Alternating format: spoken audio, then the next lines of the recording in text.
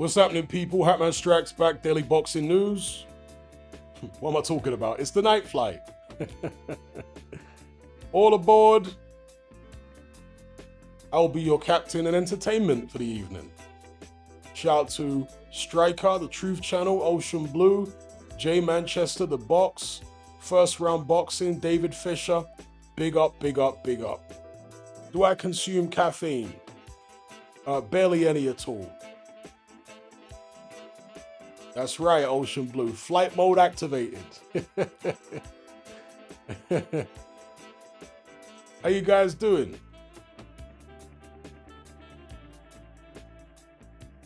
Let me know if you can hear me loud and clear.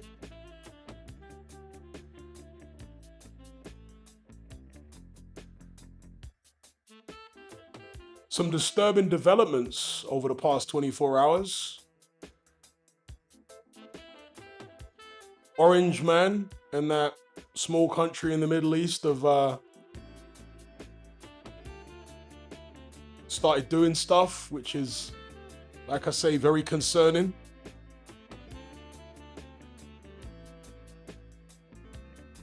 It's never good when things escalate.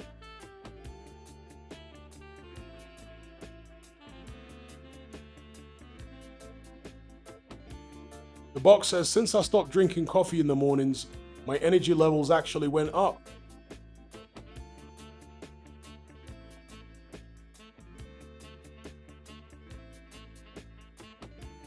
Ocean Blue says, I'm good, bro.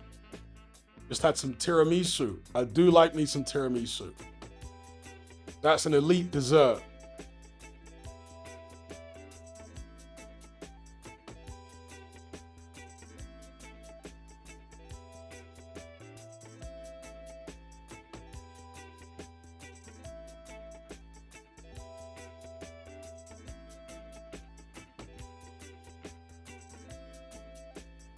First Round Boxer says, concerning but happy for my Persian refugee friends. Well, I don't think their happiness will last that long, to be honest.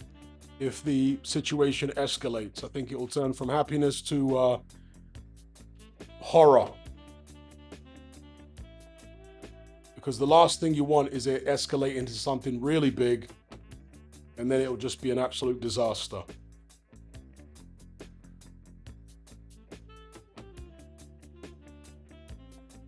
Indeed, Ocean Blue.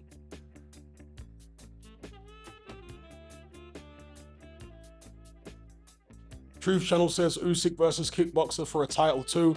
Yeah, I uploaded a video about it earlier on today, giving my thoughts. I also spoke about it on yesterday's live stream. Terribly disappointing.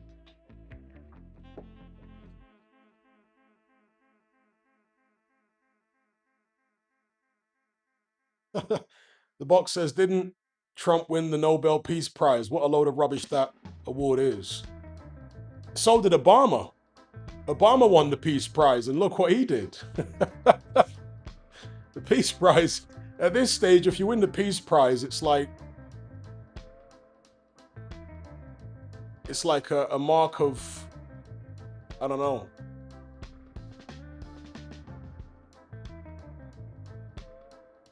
It means the opposite of what it's supposed to mean, basically.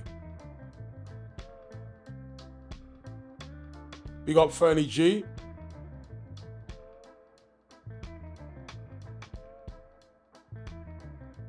Big up Jake Jones. That's right, Omar. Or you live long enough to become a partridge. Usyk has taken the partridge route now. Very disappointing.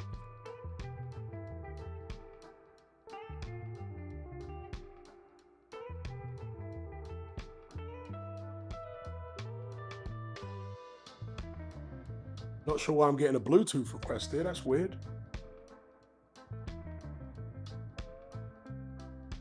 Truth Channel says, do people think it might be Usyk's last fight, then retire? It depends on how he looks, but personally I don't think so, no.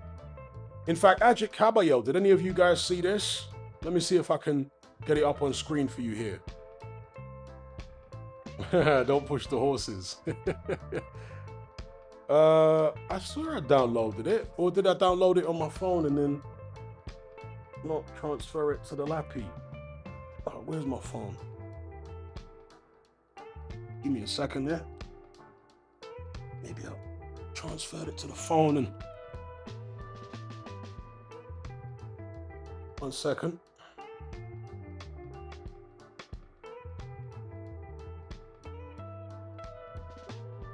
What is going on here? What's this?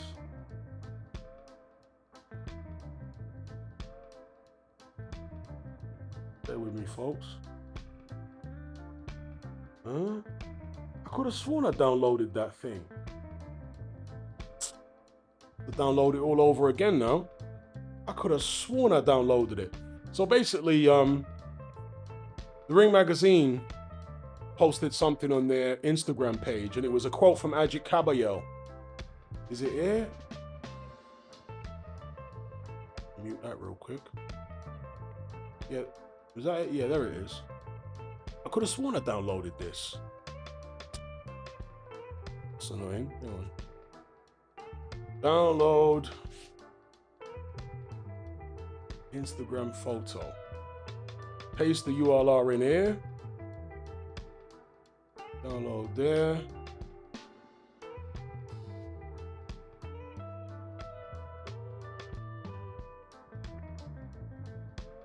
Yep, that's in the downloads folder, so I should just be able to drag it in here. There we go. I could have sworn I already did this. Weird. Spooky. X-Files. There you go, look. That's from the Ring Magazine's Instagram page. It's official. And they're quoting Kabayel. Just one fight to go, then we're next. Blow up the comments. Does that mean he's going to fight Alexander Usyk next? Is that locked in? Or does he just get his crack at the WBC title next, not necessarily against Usyk? What do you guys think of this? Based on this, I would guess Usyk's not going to retire after this fight, unless he has a really hard time or gets beat randomly.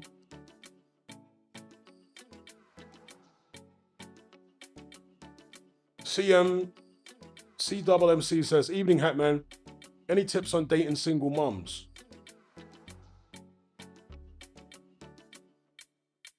Ideally, don't do it. But I know not everyone's in a position to be that picky. But ideally, I would say don't do it.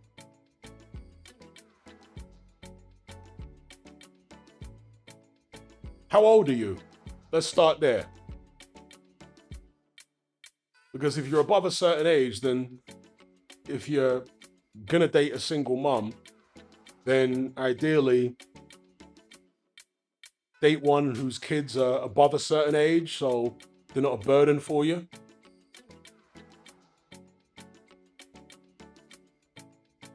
Make sure she doesn't have a crazy ex.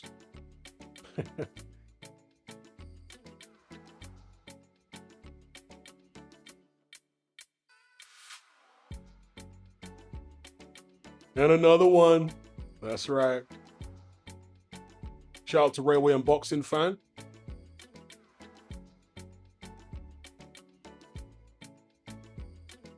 Big up Glum Coyote. He says, from what I've seen of him, Usyk's opponent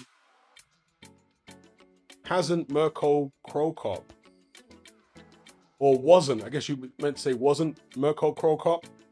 So you're saying he's not as good as Cro Cop? I mean, Cro Cop was a very good kickboxer and a mixed martial artist back in the days, for those who don't know Cro Cop. I guess you mean to say he's no Cro Cop?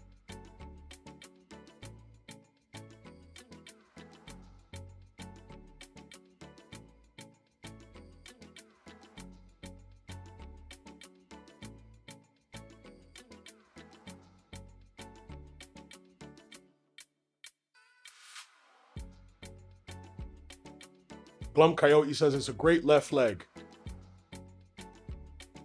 Tom says Usyk doesn't control what Kabayel posts.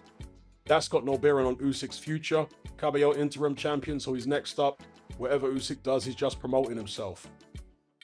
It's just interesting that the Ring Magazine posted this right after announcing Usyk versus Verhovven Is it Verhovven? Excuse me, Verhovven, Verhovven. However the hell you pronounce it. I'm not Dutch. Verhovven. I think that's what people are correcting me with. Verhovven.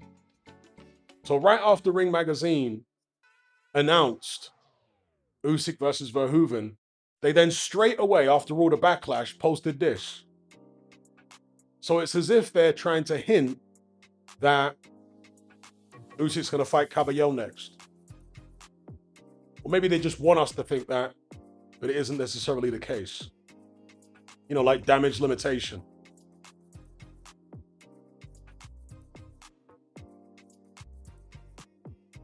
Big up Charles B. Well, you know, Ade is in a precarious situation, isn't he?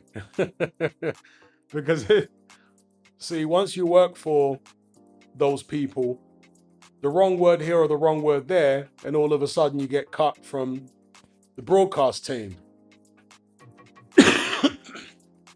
People always ask me, would I want to do what Ade does? Would I want to? No, I wouldn't. I'm sure it's great money, but I'm a stubborn so-and-so. And I don't like having my wings clipped, you know? I like to be able to say what I want. And I also don't like working for people in general, irrespective of who they are. I don't like working for people. Never have. That's just my personality type. There's nothing wrong with working for people at all. But me personally, I was always a terrible employee. So there was no other choice. If you're just a naturally terrible employee, there is no other choice than to work for yourself. Like Malevin once famously said, no other way. Although I haven't gone down the crime route. I like crime. Almost most of my life, I like crime.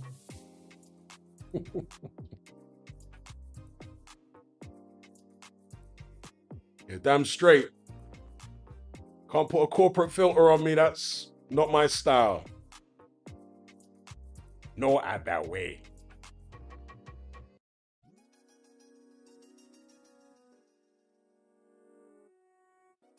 Okay, Glum Coyote says, I was trying to say that Rico isn't a kicker, but his game is geared towards heavy hands. But yet he's only got a 29% KO ratio. Is that normal in kickboxing? Do the heaviest hitters in kickboxing have high KO ratios or not? Because he's only got a 29% KO ratio.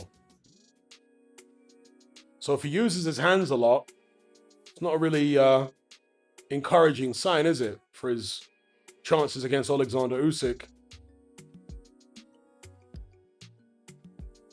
So Fight Sport Talk says, Rico is a very gifted athlete and can box extremely well. Okay.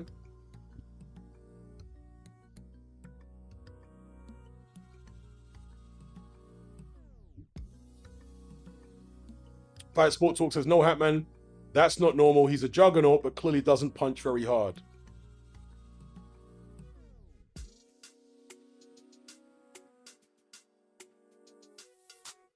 What aftershave do I use to woo the ladies? The only aftershave I currently own is Paco Rabanne 1 million elixir. And I, wear it very sparingly every now and then. With my travels, have I had to learn another language? I'm terrible with languages, so I've attempted, but I've only picked up a few words here and there. It's terrible, right? But my neuroplasticity for languages is very poor. I missed the boat when it comes to learning languages. I really needed to do that when I was a kid, a teenager. Because at my age, just nothing sticks. Charles B says, dupe. Do people still wear dupe? Do they even still sell dupe? I remember the original dupe was in a purple bottle, wasn't it? And everyone was wearing that back in the days. I'm talking about early 90s.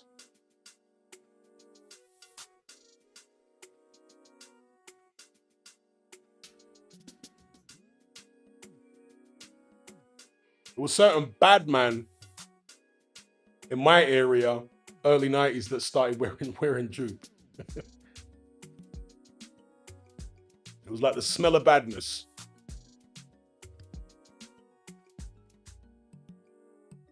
Omar says, I can't lie, when you said that line about live long enough to become a partridge, I was dying laughing in the mosque. Yo, you gotta keep your deen, bro. I'll start cracking up in the middle of prayer. Ming says, jupe is still strong, is that right?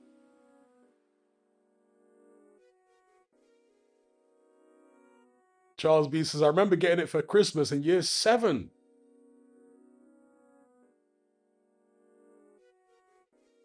Jimmy says, chicks wear jupe these days. In fact, that's a disturbing trend. You know, I noticed about, I want to say 2016, 17, this trend of girls, at least in the black community in London, who started wearing men's fragrance and men's deodorant. That is so weird. But I guess it's a sign of the times, isn't it?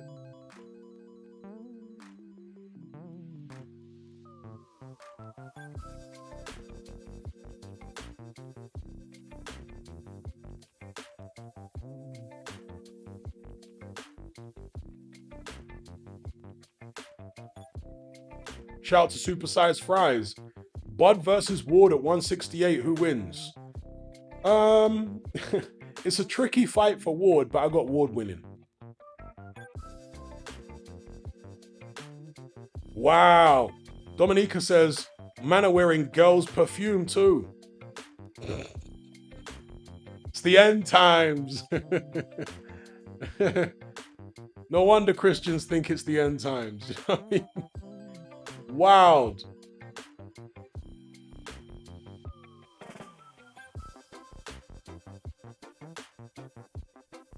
Yeah, Lynx Africa was like the most generic deodorant of all time. It was in every Christmas stocking, wasn't it? The most disappointing Christmas gift was a can of Lynx Africa. It was the worst scent as well. Africa was rubbish. The ones I liked, I can't remember the name of them now, but it was the blue Lynx and the purple one. But the Africa was rubbish. I think the Africa was green, right? I never liked that smell at all. It's horrible.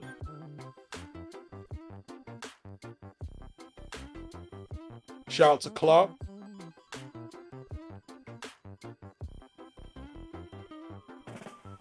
Fernie G says Gen Z and younger are cooked, as they would say. Yeah, they're down bad. But do they know it? Certainly from our perspective, it looks like they're down bad.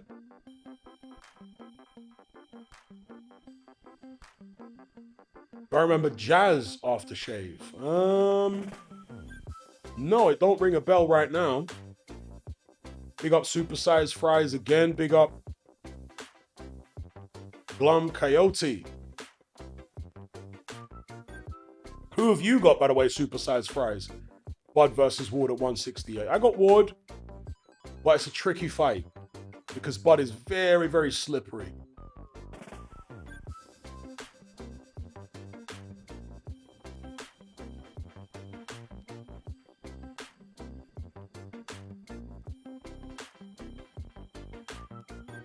Ah, okay, I remember those, Jimmy. Lynx started with Java and Oriental. I think Java and Oriental were all right. But Africa was rubbish. Africa, I think, was green and red. Was that the color scheme for Africa? Africa was like the Lynx that was left on the shelves after all the good scents was sold out. You know those ones. Do you remember the variety bags of crisps? And everyone used to take the salt and vinegar, or even the Quality Street, or those variety chocolates. Everyone would take all the good chocolates and leave the hard toffees at the end. That was like Lynx Africa. It was the hard toffee at the end that nobody wanted.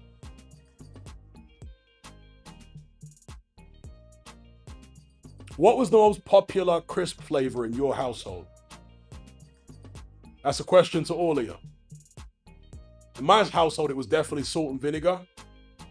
And it was the ready salted that were left after everyone rinsed. In fact, sometimes it was ready salted, sometimes it was cheese and onion.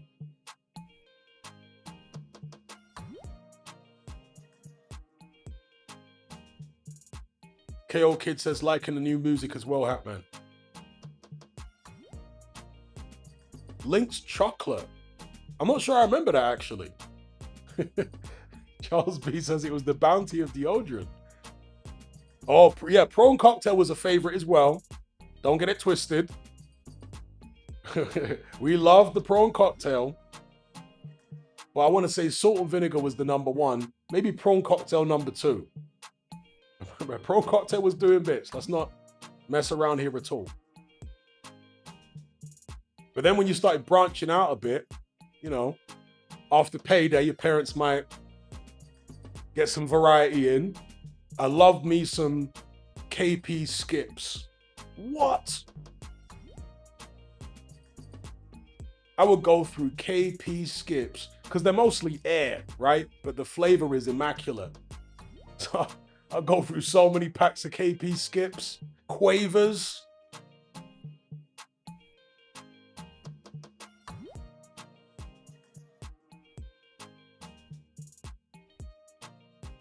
Charles B says, my dad loved the ready salted. Oh, okay. So he was useful in the house then. He ate the ready salted. I went straight for the salt and vinegar and cheese and onion. Big up Ricky Torres. He says, Wilder got hurt. Kid told him, you're not my dad. Rushed to change money. He put aside for the kid. Telly took 400K. Ouch. Looks at. Yeah, I saw that thing with the step kid. Somebody earlier on in the stream, in the live chat, was asking for advice for dating single mums. And I said, ideally, don't do it. And that's what most of the other guys in the live chat said as well. Don't do it.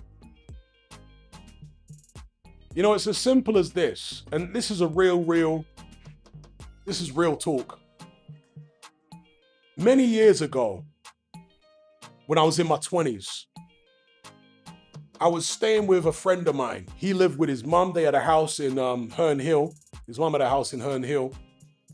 She was remarried, right? She was married to my friend's dad. They got divorced, and she remarried to some next Jamaican guy. And my friend started dating this girl who was a single mum. And immediately, his mum said, nah, I don't like it, and I don't like her. And she used to, like, complain to me that he was dating this girl. And she just flat out came out to me and said, there's something wrong with her because she's a single mum. Even though she herself had been a single mum. That was the irony of it, right? But that's why it's so real. He said, there's something wrong with her. She's a single mom. Why she got 2 kids? Where's the dad at? There's something wrong there.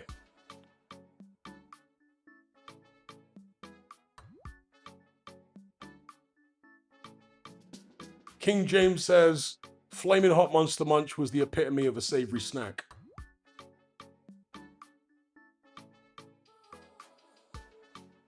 Supersized fries, I apologize. Did I miss your super chat? Let me locate it here. I do apologize.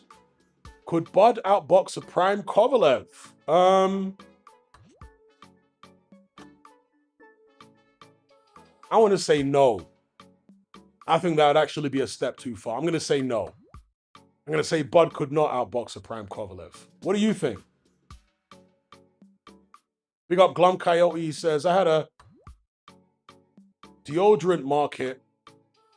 Ed's unisex felt confident. Okay, some of the words are all merged together here. So I'm trying my best to read it. A few years later, a girl who wasn't thought I smelled like girls. All the girls thought you were on The gay roads. Okay. I think your autocorrect is working against you at the minute, Glum Coyote, because it's merging a lot of different words together and separating other words. It's a little difficult to read. But you had a deodorant market?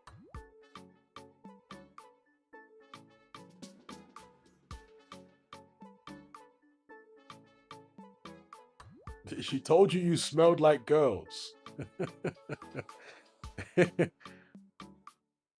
Shout out to DJ, excuse me. Says, how did you decide on Zambia to move to in Africa? Which other African countries did you rule out and why? Okay.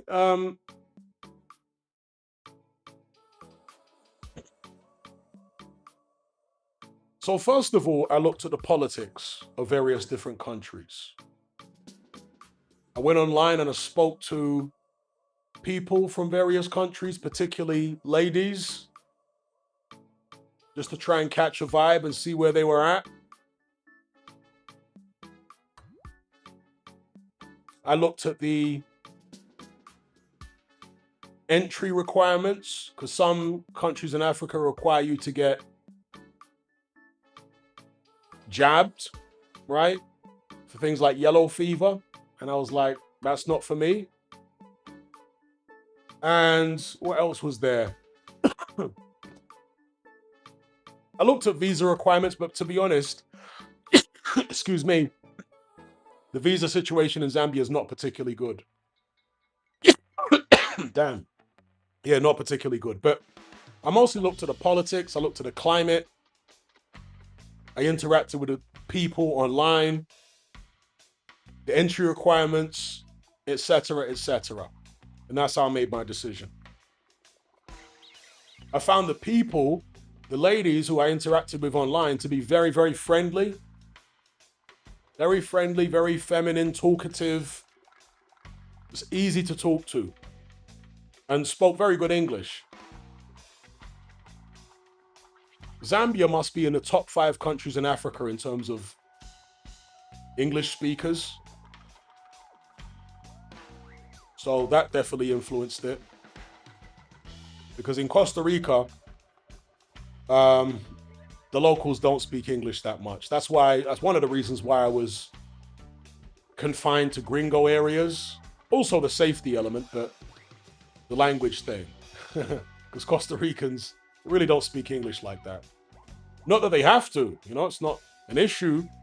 Not like they should, but as somebody who's rubbish at languages, I'm a monolingual English speaker. It's a bit of a challenge if you move to a country where the people don't speak English.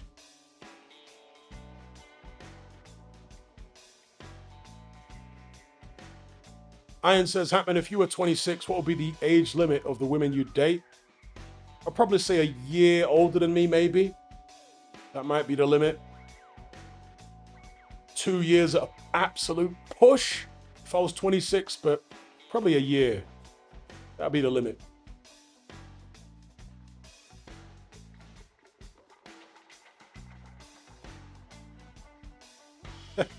Ming says, dating single mums equals fraught with danger.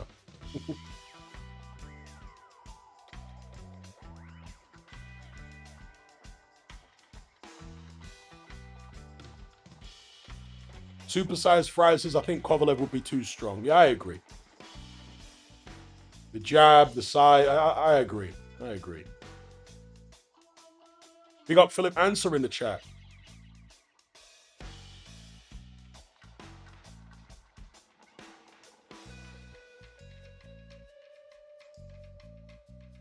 King James says, how do you even find a place to live in somewhere like Zambia? Reddit? Oh, just the same as everywhere else. You go on Airbnb. Airbnb, Facebook, all the usual social media. People advertise apartments and houses and stuff like that. Just all the usual places you'd look in the West, really. Glum Coyote says, the autocorrect is torturing me.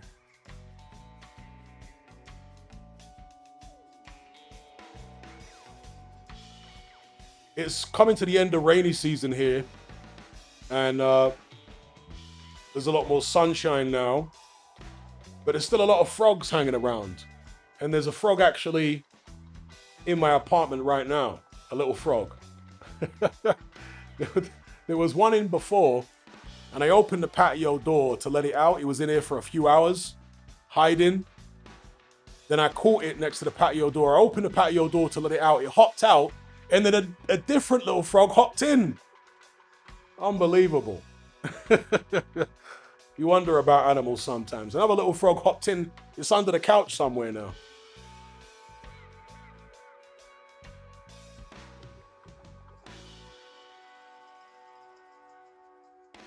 Have I played Undisputed? I haven't, but I did recently download it for whatever it's worth because it's free. It's one of the free monthly games on PlayStation Plus. So I was like, might as well download it even if I never play it.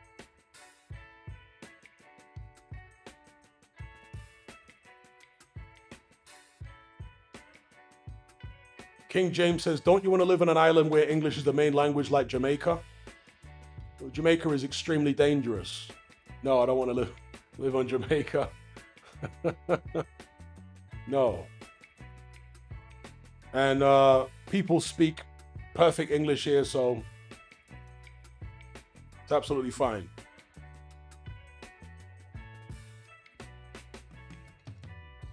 Johnny Gaffer says, these people really think Africa is one big jungle. There's still a lot of crazy misconceptions. Mr. Luca says, what do you make of today's events? Very, very disturbing, Mr. Luca.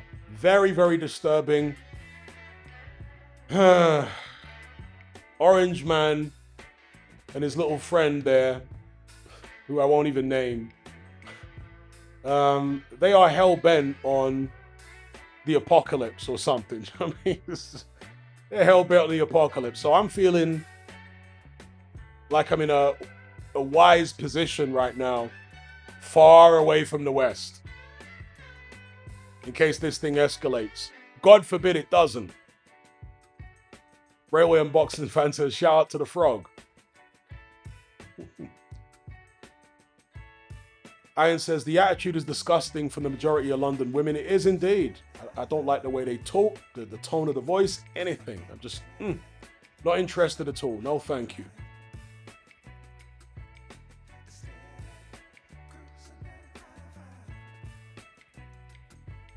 And it's a funny thing, right? When you meet, when you come across or encounter London girls here, like black London girls in Africa, and they realize that you're from London too, they hear your accent, then they're all of a sudden really interested. Because African guys don't play that ish. I'm telling you, when they try to come over here with all the weird Western, American, London attitude, they come here. Let me not even describe what African guys do to them, but they don't. African guys are not about none of that. They don't tolerate none of that mouth. And when they realize that, they're like, oh, maybe our guys aren't so bad after all. Oops. African guys don't play at all.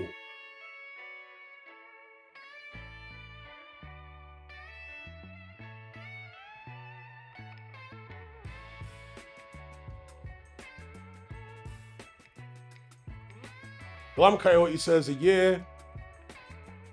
Is it a bit stiff? No, I must say all my girlfriends were younger and younger as time went by and was more jaded and jaded.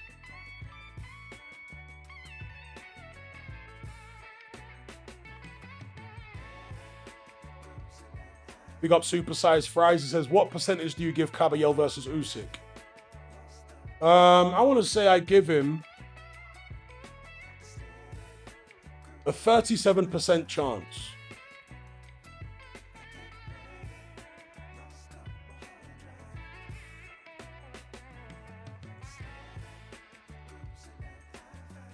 Well, that demonic entity in that little country in the Middle East, you know the country I'm talking about, that demonic entity who's actually from Poland, that guy.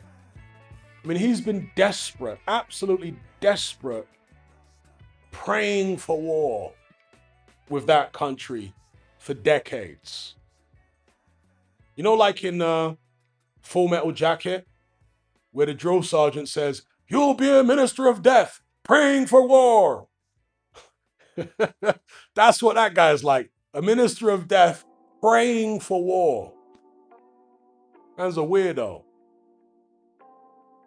We got Matt Borgerson for the super chat. He says, how do you think Riyadh season boxing cards will be impacted if the WER against IRAN continues long term, with Saudi involvement and the BOMB INGings there?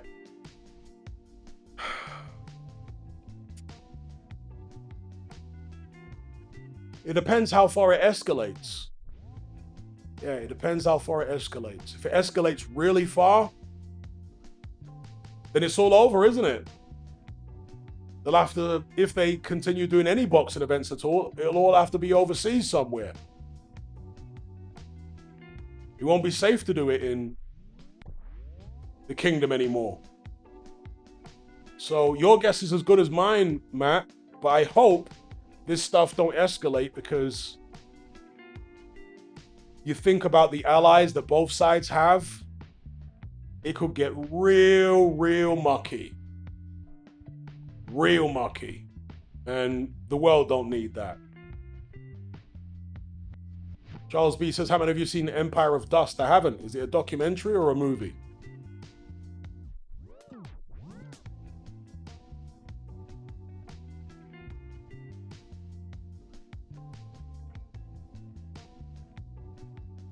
Milan says, the Gambians talk English too well.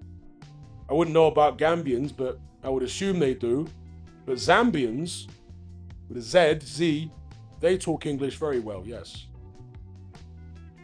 Two different parts of Africa. Gambia is in West Africa. Zambia is in Southern Africa. Thousands of miles apart. Galaxy Edit says, no, Kabayel's got a 20% chance for me. Okay. These are all arbitrary percentages. We're all guessing at the end of the day. Hopefully we'll find out.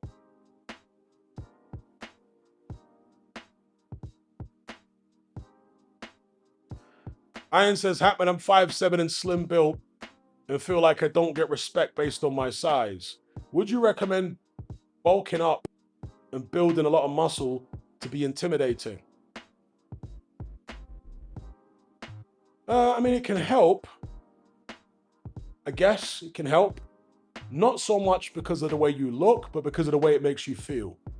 Because the way that you feel impacts the way you behave. And the way you behave influences the way people take you and treat you. Because there are plenty of guys who are short and slim, but they have tremendous confidence and an assuredness about them. And they don't need muscles in order for people to take them seriously. Do you know what I mean? Just because of the way they carry themselves. But sometimes people do need to bulk up and all that to get that confidence to then carry themselves accordingly. Another option or solution would be to move to a country where people are short. For example, Zambia. People are so short here. That's what threw me off when I first arrived, is how short people are. Like the average height for a Zambian man is 5'6". Can you imagine? The average Zambian man is 5'6". They are so short in this country. It's wild.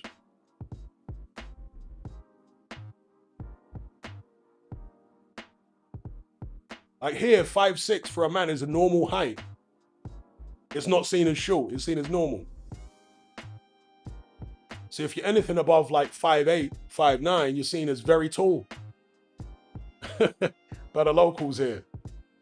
Big up Matt Borgerson for the super chat. He says, that's why men think with their, what is that word there? Why yinks? All of the time because it feels pretty good. Triple R says, or just sniff yayo. Well, I don't recommend that, but I heard it does have that effect. Sizzler says that's shorter than China. Yeah, I mean, there's loads of Chinese people here. Zambia must have amongst the highest population of Chinese people in Africa. This place is full of Chinese people. Whenever I go to the immigration, it's like a sea of Chinese. And all of them are way taller than the locals. Did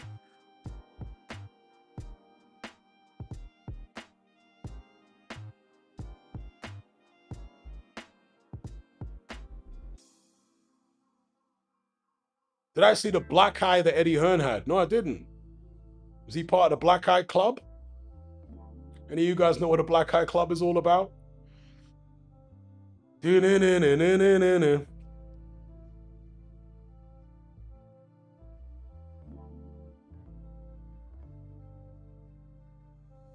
Jupiter String says, nothing gives confidence like knowing how to box. Some people might say walking with a blicky. That gives even more confidence, but I wouldn't recommend that. Unless you do it legally in a country like the United States. KD versus the World says people in Southern Africa are tiny. Yeah, I'm discovering that now. People in Southern Africa are midgets.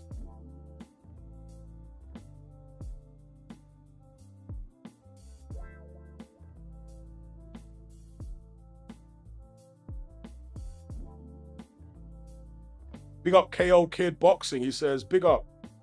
What was your first ever boxing match like? My first ever boxing match was like a blur. I knocked the guy out in the first round. In fact, it might have been within the first 30 seconds. So it was like a blur. I just went in there, charged at the guy. He'd actually had maybe 2 or 3 fights, I think. And it was my debut. And I just charged at the guy and started swinging.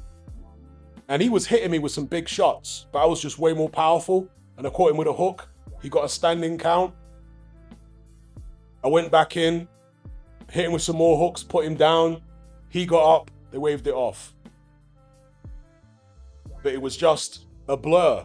There was no science, there was no thought. I was just completely on autopilot.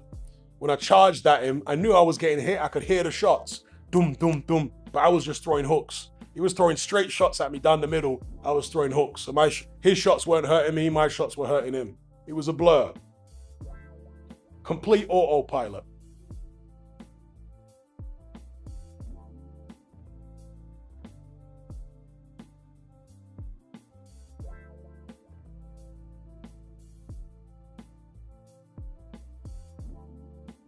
Trollsabad says, it says the Chinese population is between 13 and 22,000, but I'm not sure it's accurate. I got no idea. All I can tell you is there's loads of them here. You see them everywhere. Like, for example, you see way more Chinese people in Lusaka, that's the capital of Zambia. You're going to see way more Chinese people than you do in London. You see them everywhere here. Everywhere. You go to the mall, the Chinese people. You go to the cinema, Chinese people. You walk down the street. I mean, it's everywhere. Immigration just chock-a-block with Chinese people. So I don't know about the official numbers, whether they're accurate or not. All I can tell you is in Lusaka, it's full of Chinese people. They're everywhere. And the funny thing is, the Chinese people can speak the languages here. I can't speak any of the languages to save my life. But the Chinese people, they can speak the languages. Can you imagine that?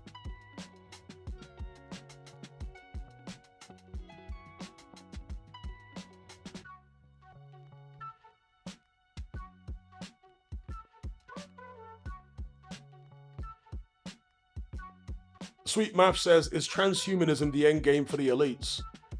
I think it's a fantasy of the elites. You could call it an end game. I don't think it's realistic. But some of them, see, one thing I think that, and look, what do I know, right? But this is just what I suspect. People tend to assume that the elites are completely sane and rational. But when you look back through history at tyrannical kings and emperors, today we think, wow, they were nuts. They had some crazy ideas. How did they think those ideas were going to work? I think there's a lot of people in the ruling class today who are the same as that. A lot of them, I think, are delusional and crazy. As much as they might have money and resources and a lot of knowledge, I think some of them are actually crazy and delusional.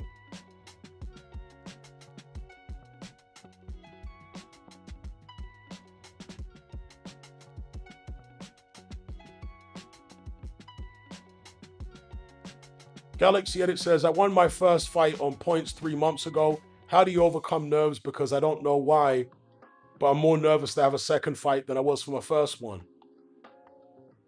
Yeah, some people get more nervous than others, but it's like with anything. The more you do it, the more confident you get and the less nervous you are. So you just got to keep doing it. I mean, even sparring, when I wouldn't spar for, let's say, a summer, 3-4 months, when I go back to the gym, I'd be nervous before sparring again. So it's important to keep active. That keeps the nerves away.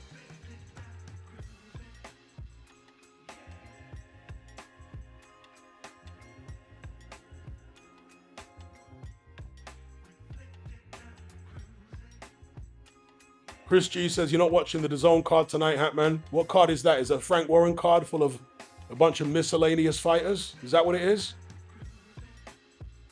Because I'll skip that. Don't need to watch a bunch of miscellaneous guys.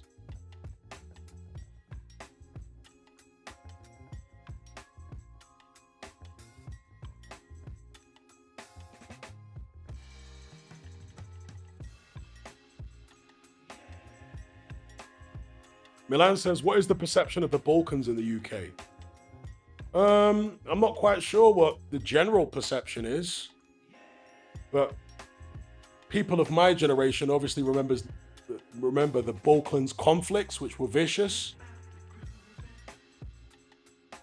I remember watching a movie about the Balkans conflict, starring what's that Latino American actor?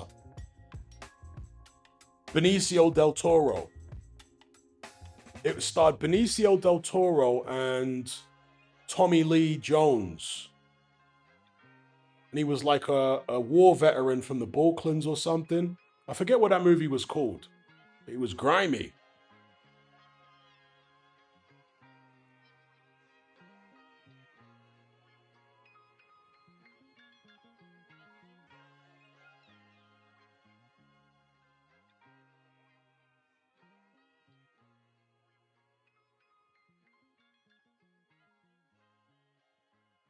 The Hunted, thank you. Rolf Stone first. That's right, The Hunted. That's the one.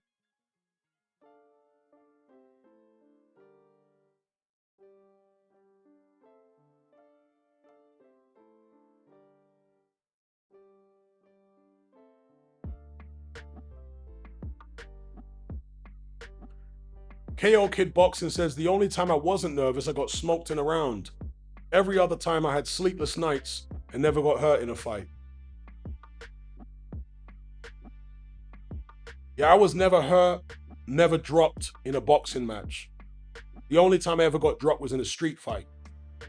But never got hurt, never got wobbled, never got dropped in a boxing match.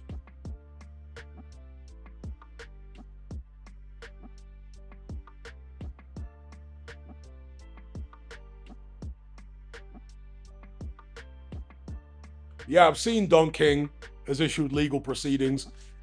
He threatened them with legal proceedings, I want to say about 6 months ago. So it's actually not new with Don King. I think he'd been planning that legal action for quite a while.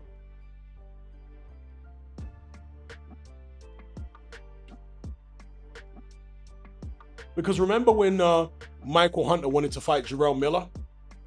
That's when Don King initiated the legal proceedings.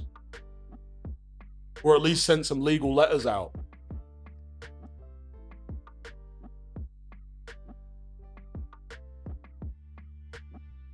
Iron says, Hatman, thoughts on the 50 Cent and T.I. beef?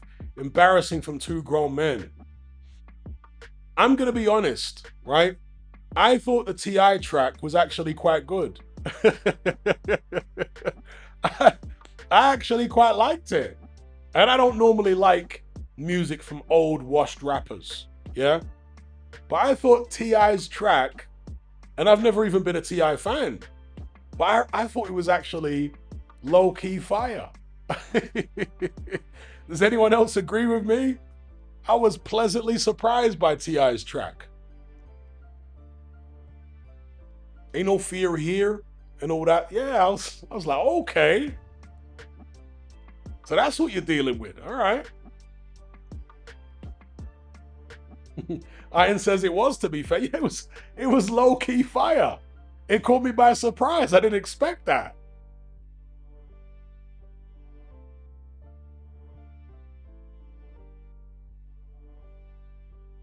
Encircled says he spent 6 months trying to find something to sue him over.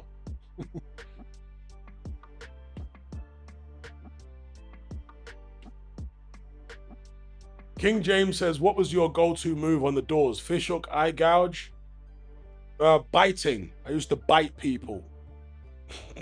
That was my go-to dirty fighting move, was biting. I would bite and choke. Get someone in a chokehold and choke them out, bite them. Bite chunks out of them.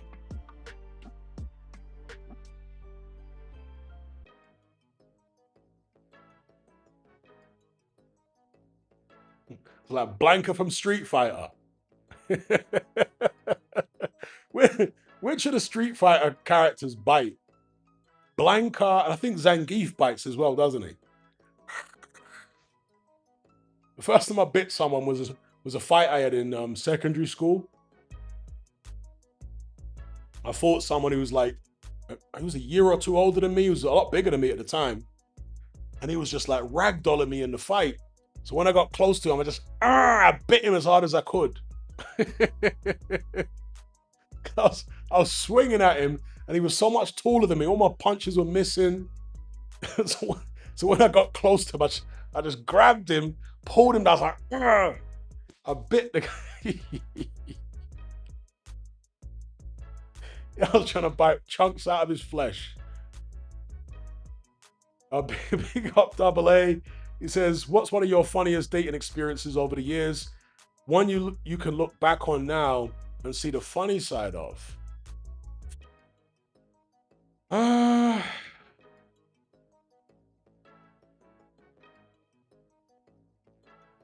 not sure I really had any funny dating experiences that I can think of.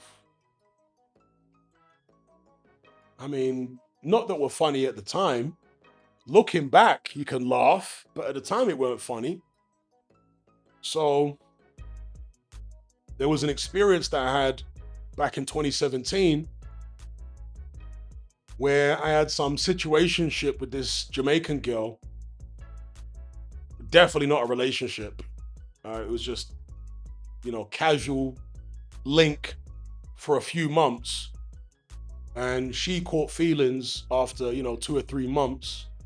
And one thing led to another one night after she'd been drinking, and she attacked me.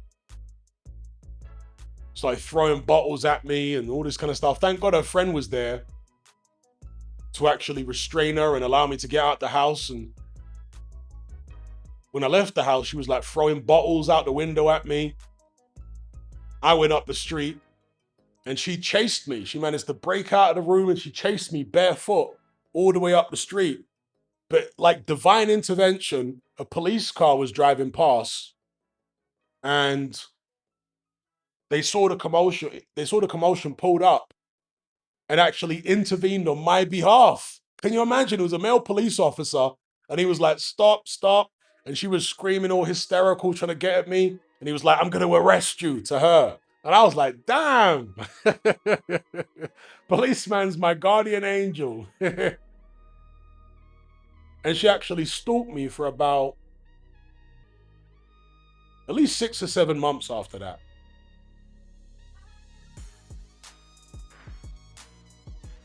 And after that, I was like, no more Jamaicans. Not even for a link. No more Jamaicans. I'm not.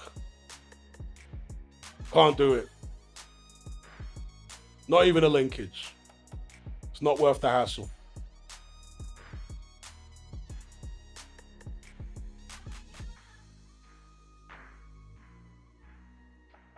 And her mum was crazy too.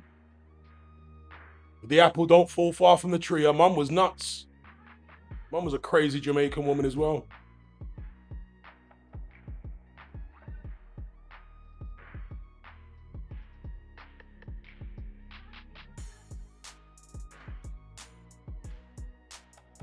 Galaxy Edit says, have you been in a lot of street fights? I would say so, yeah. Depends what you would count as a lot, but yeah, I guess I've been in a lot. Back in the days. Because I had a lot of fights growing up as a kid, in school, on the street, as a teenager and stuff like that. I mean, even in primary school age. Probably the first fight I had the first fight I had would have been with my brothers. I was always fighting with my brothers, then going into primary school, fighting. But more so in secondary school, a lot of fighting. In school and out of school. And when I became a bouncer, that was like fighting damn near every weekend. So yeah, it all adds up.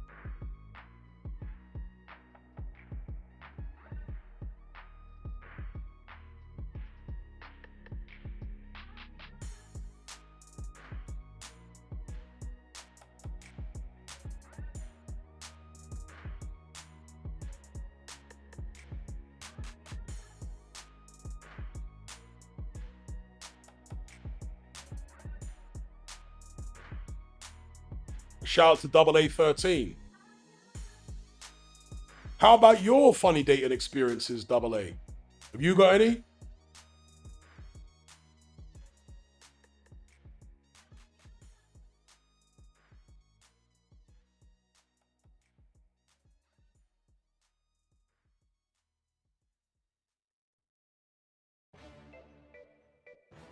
Atavistic Intellect says, why do a lot of older Jamaican women hate Africans? It just seems bizarre to me.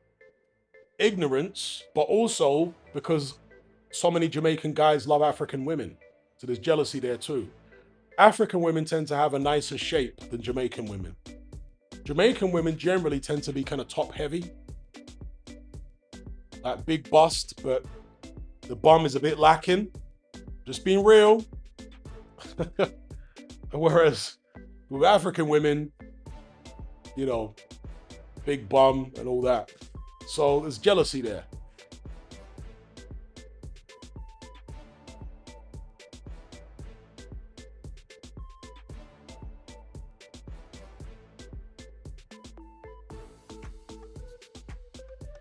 Who would I rather work with in the doors, Wilder or Fury? Definitely Fury. 1,000,000% Fury, because he's a lot more intelligent. And I think he'd be a lot more useful in a street fight because Wilder's hands are brittle. So definitely Fury if I had to work on the doors. Much better to work with him than Wilder. Wilder's an idiot. Yes, I have seen the Street Fighter trailer. And amazingly, they might even make a worse movie than the 1990s Street Fighter with Jean-Claude Van Damme. I don't know what it is with the Street Fighter characters and all that kind of stuff. When it comes to making a movie, they have to go out of their way to make it as cheesy and horrendous as possible. Why? I can't even begin to explain to you.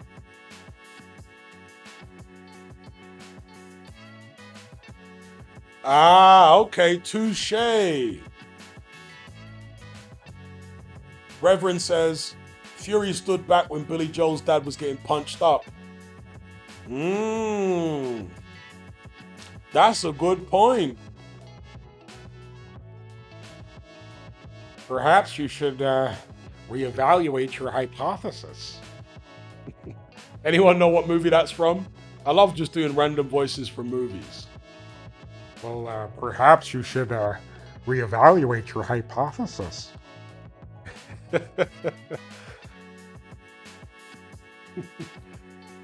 Gold star for anyone who recognizes that line and that voice.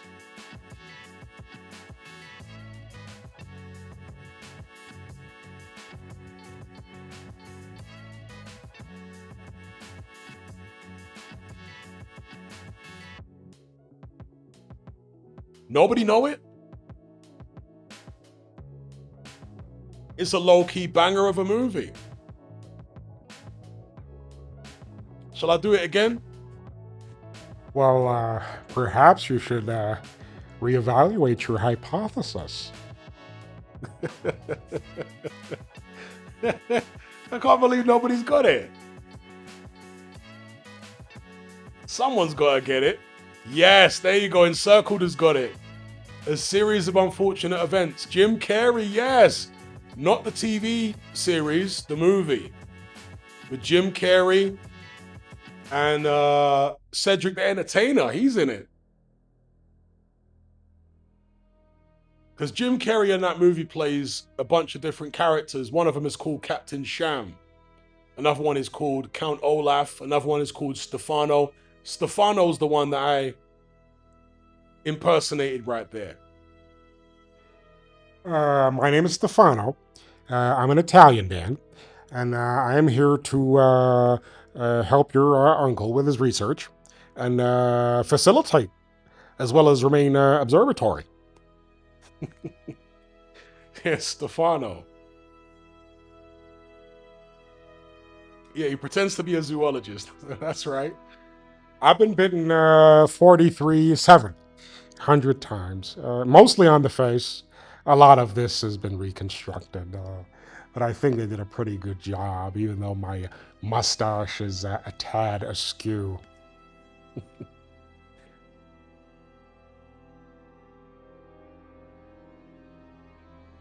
Jim Carrey was hilarious back in the days. Let's not play.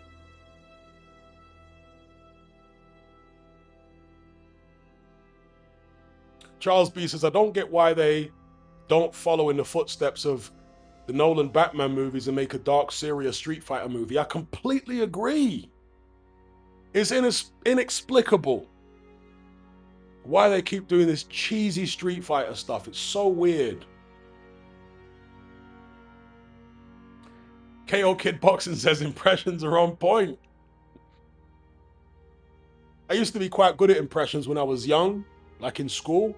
I used to do a lot of impressions. Then I would impersonate teachers, I'd impersonate boxers, but it's like a muscle. When you stop practicing it, you lose the ability. But I can still do a couple.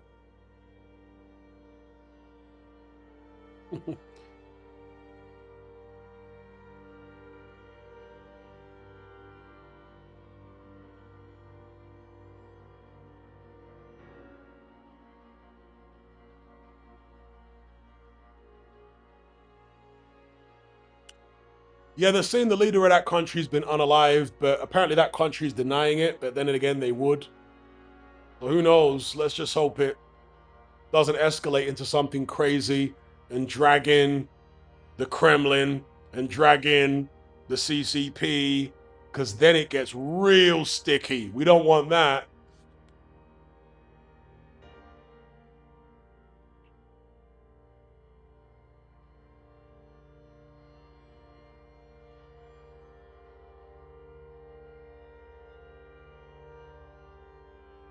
Bernie G says, do Partridge, Hatman. I don't think I can do Partridge. I haven't perfected his voice. The ones I can do are like ones that I practiced years ago.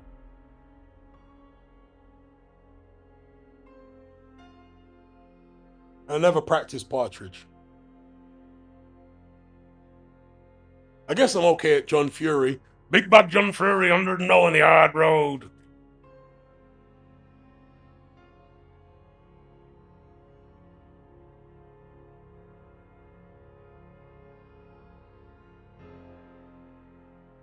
But my favorite impression, not that I can do it, just my favorite impression to listen to right now is Trump impressions.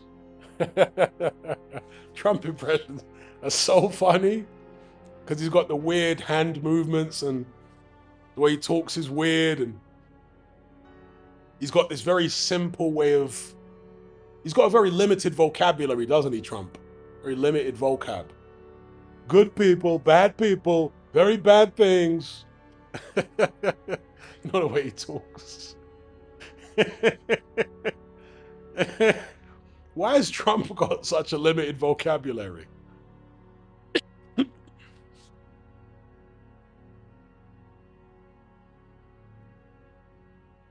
You think a guy like him raised with a silver spoon, you know, private education, decades as a businessman, billionaire.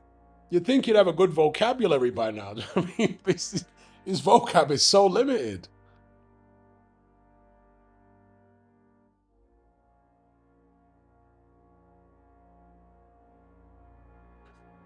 For me, by far and away, the best Trump is Godfrey's Trump. Godfrey, the comedian, is a Nigerian American comedian. His Trump is crazy. It is crazy. I've heard the other guy, the builder guy, the American, whatever he is, builder, or his isn't as good as Godfrey. Godfrey's Trump is crazy. Godfrey's impressions in general are amazing. His Denzel's amazing. He's a corny guy, Godfrey. I don't like, when I hear Godfrey on podcasts and stuff like that, it's cringe. It's like, oh dear. But his impressions, fire. Fire. Linkage says he dumbs himself down for his fans.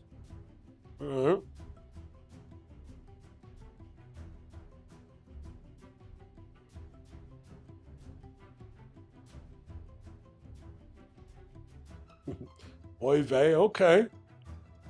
If a man wants to be known as Muhammad Ali, goddamn, it's a free country. What movie is that from? God damn it, it's a free country. Muhammad Ali.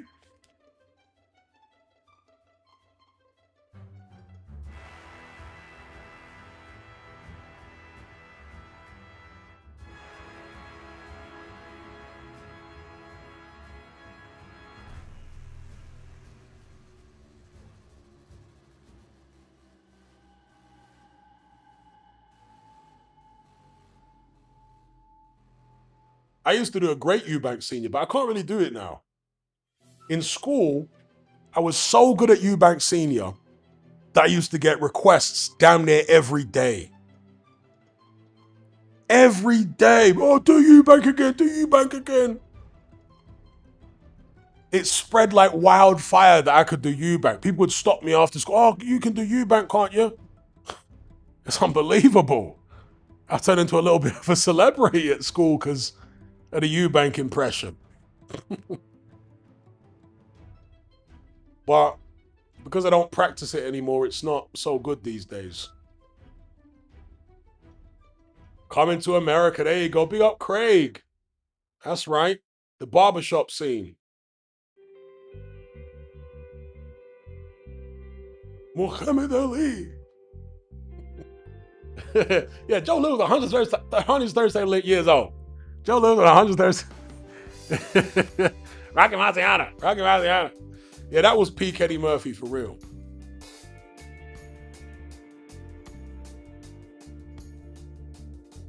Ayed says Hergovich is no longer on Queensbury's website, apparently. Damn, does that mean Zuffa incoming for Hergovich? He's the kind of guy that might like Zuffa, to be fair. He is an animal. He just likes to get out and fight and have a swingers. So,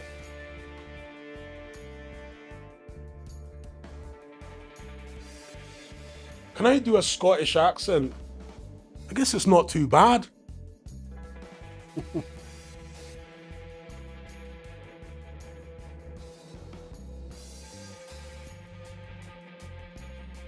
Listening to Jim Watt for all those years, or how about Alan Hansen? Terrible defense. Why are Scots sports pundits so obsessed with defense? Terrible defense. Aye, terrible defense.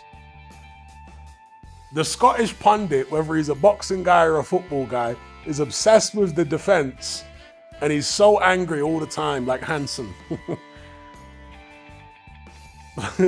Like all of the other pundits would be bigging up players and bigging up this, bigging up that, but Hansen would never smile. It was terrible defense, it was terrible, shocking.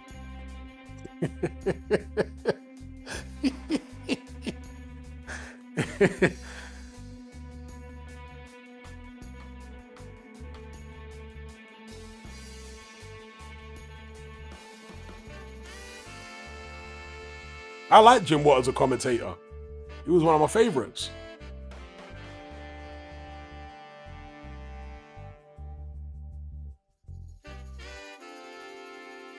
Now, I've barely looked into the Lucy Letby thing.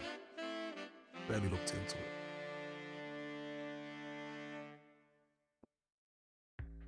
it. Bang on the chin. That's right. That's right. Punchies and bunchies. That's another one. Punchies and bunchies.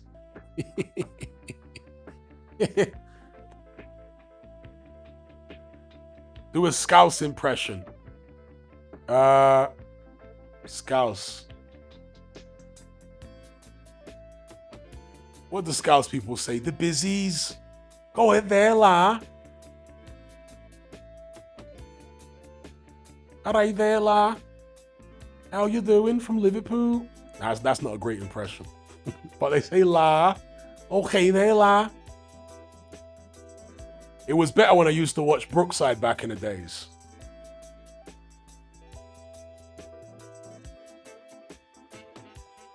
Sound la. Calm down, sound la. All right there, la.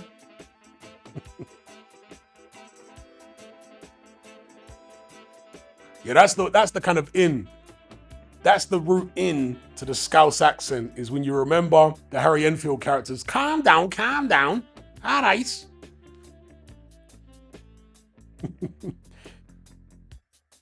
And Circle says the Scouse accent is diabolical.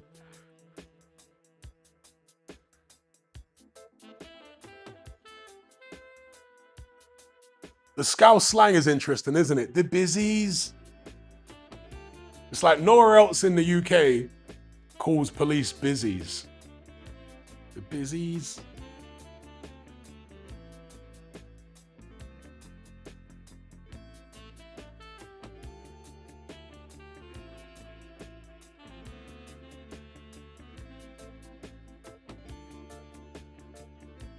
King James says Scousers don't get knocked out. Are you sure? Ever heard of David Price? Big up Matt Borgerson for the super chat. He says, imagine if Navarrete was trained in an orthodox way. Just thought of him and he's already a Hall of Fame Mexican fighter.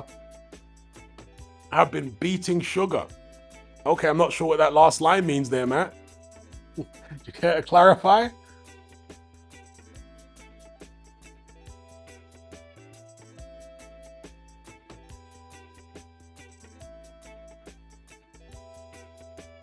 People say busies in Newcastle? Do they? Didn't realize that. Why aye, pet? That's all I know about Newcastle. Why aye, lad? Why aye, pet?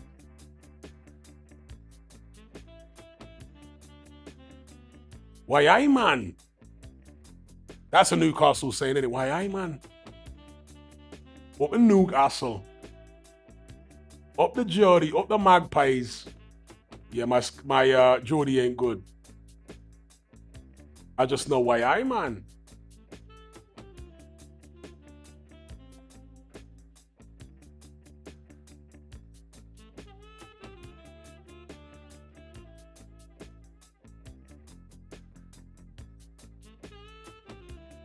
Oh, okay. Scousers don't get knocked out is a Paddy Pimlet quote. I didn't realize that. All right, pet. Yeah.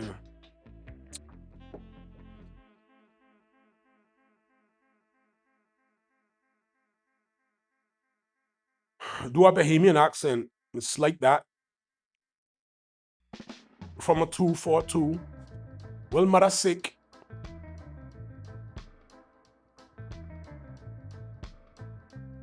Well, the Bahamian accent is a bit like the Bayesian accent. A lot of people get it mixed up. You start talking in a Bayesian accent, it's like that. It can sound like a Bahamian, a Bahamian and a Bayesian accent can often be mistaken for each other. But one of the major differences between Bahamian and Bayesian is that the Bahamian accent has a bit more of an American influence in it. And we say, well, mother sick.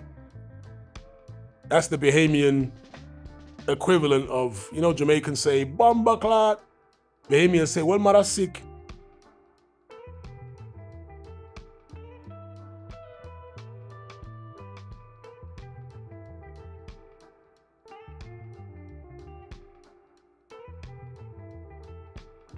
Yeah, if you've never heard a Bahamian accent or Bayesian, you'll find it very strange. And it might sound a little like Welsh or something to you, yes, if you're not familiar with it.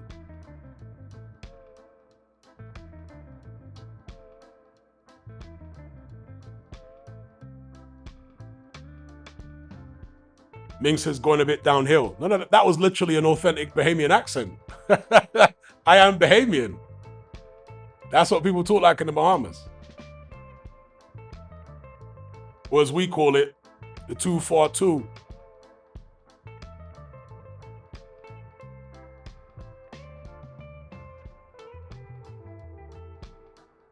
That's how we talk in the 242.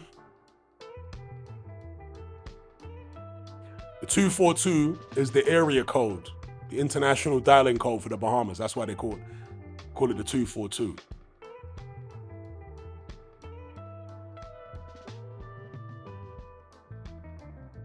So in the Bahamas, we say things like boy a lot, rather than saying man, or sometimes we say dread as well. We say, yeah, what's up, dread? Boy. These are Bahamianisms. Yeah, it's totally different from the Jamaican accent. Nothing like Jamaican accent at all. Bahamas accent, totally different to Jamaican. Nothing like it.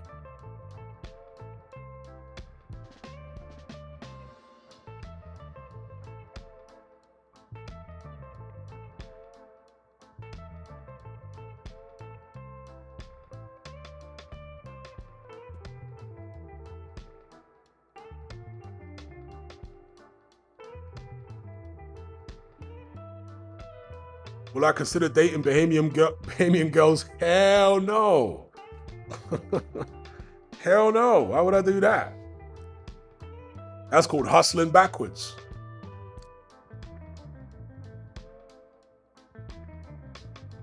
See, the thing about Birmingham accent is there are different Birmingham accents. Black people in Birmingham have a certain accent, and then white people in Birmingham have another accent. Then you've got what they call the yam yams in the black country, like Telford and those places. Their accent is different again. I tend to do the yam yam accent when I'm doing Birmingham. Okay, all right. Great, lovely.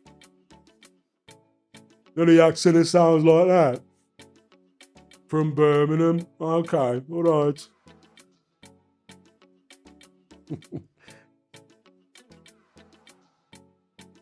Big up Glum Coyote. He says, if Zuffa fighters don't cross-pollinate with other promoters, they'll never be seen as elite or recognized as genuine champions. They have to be a PB there.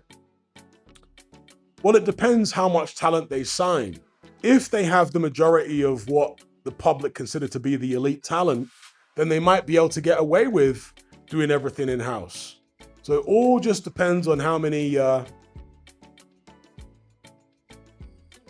much of the talent they get. Activistic Intellect says, you sound like Lenny Henry. Okay, all right. Lovely. Great stuff. Okay.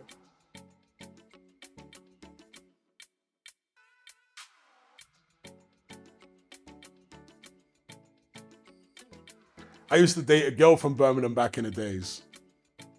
And that's when I first learned the way that black people in Birmingham talk. Because in London we say in it, but black people in Birmingham say an it. An it. Not in it, but an it.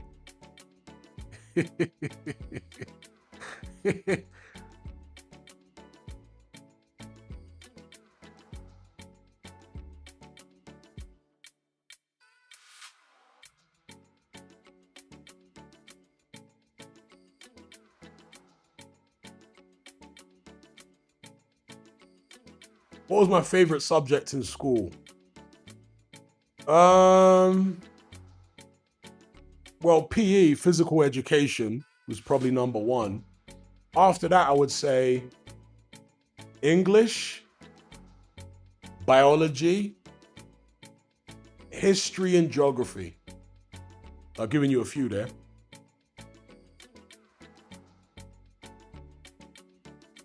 Charles B says, I hate how roadmen in Birmingham speak. Yeah, it's ugly. I need. All right, I need.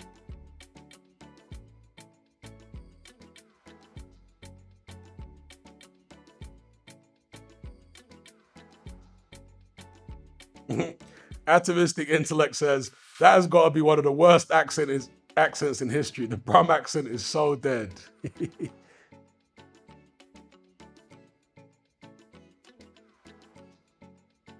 Ming says, anyone seen Stephen Graham being a Jamaican yardie in the film Yardie? I'm aware of the film and it just seems so bizarre that whenever it popped up on Netflix, I was like, yeah, I'm not clicking on that. I am not clicking on that. It just seems too bizarre. Like, where are we going with this? Are we in, what's that weird guy that looks like a rat?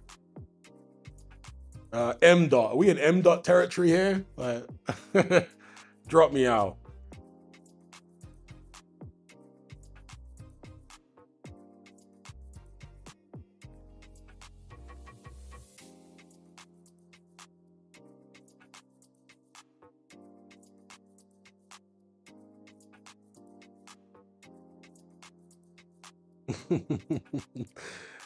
Star Fox says, I've never heard of Dudley Roadman, but I bet that it sounds diabolical. Okay, all right. Lovely.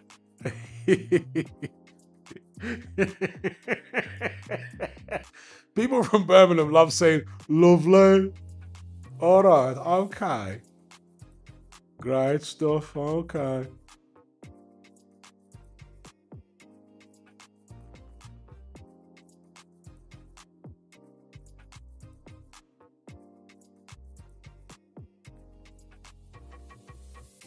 American accents, yeah, I used to be pretty good at American accents, but again, because I don't really practice them now, kind of rusty.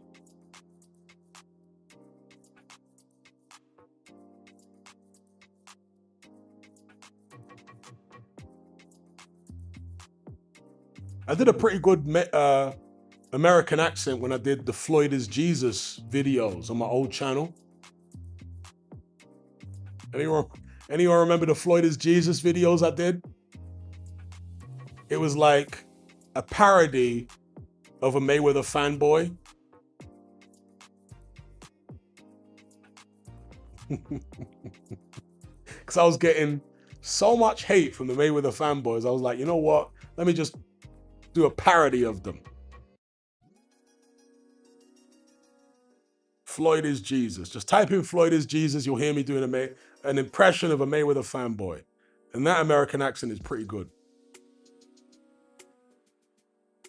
Can I do a Derek Chisora accent? No, I can't really, to be fair.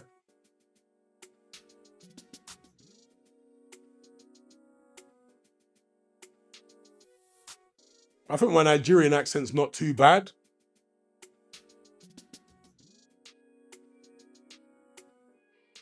All the years hanging around with Nigerians, you know?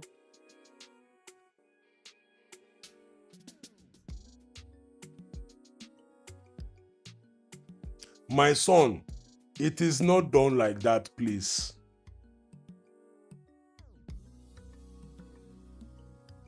You're talking to a real Niger man. We have how many Nigerians in the chat? Because you know that I can speak with proper pidgin or a Lagos accent. Been watching a lot of Nollywood movies, so my Nigerian is quite good. It's quite good though.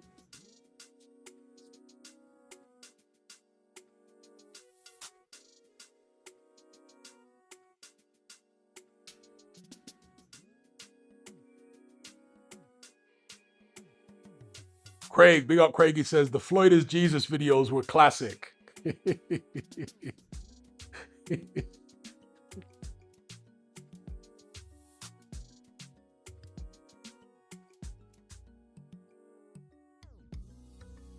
Yeah, the Nigerian accent varies, tribe, and I'm probably mixing up different Nigerian accents here, but yeah, it's not bad.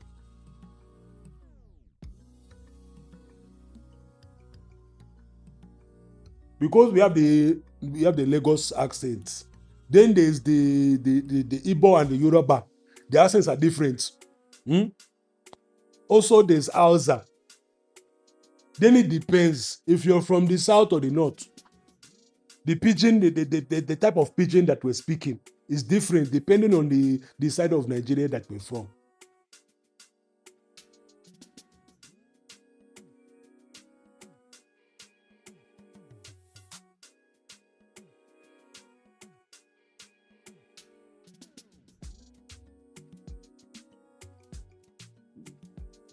Do a Somali accent. That's too complicated. I don't think I can even do Somali. I've never practiced that one, but the Somali accent is technical.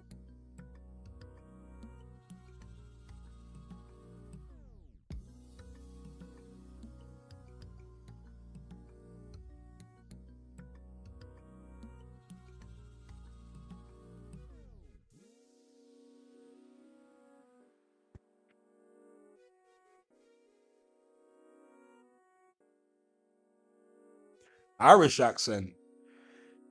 Oh, the times we had. Now I'm just quoting from Gangs of New York, one of my favorite movies. I didn't mean nothing by that shot, you know. It just scared me as all. You know, I'd never hurt you.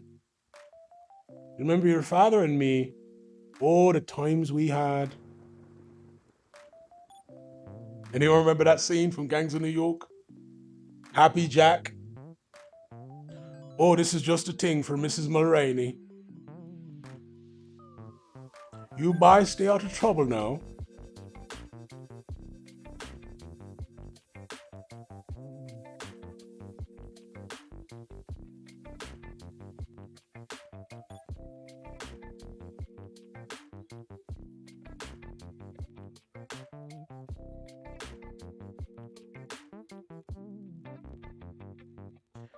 Atavistic Intellect says that sounded Jamaican. Funny enough, there's a guy from... Which part of Ireland is he from? He's like a MP in Ireland. Which part of... He's from somewhere in West Island there. And their accent sounds very similar to the Jamaican accent. And there's this video going viral online right now. And Jamaicans are so shocked about how similar this particular Irish accent is to Jamaican. Is it a Cork accent? It sounds very similar to Jamaican because obviously the Jamaican accent derives from Ireland, right? Because when they were bringing indentured servants from Ireland over to Jamaica, yeah, they were teaching the black slaves over there how to speak English. And so they started speaking English with kind of an Irish accent.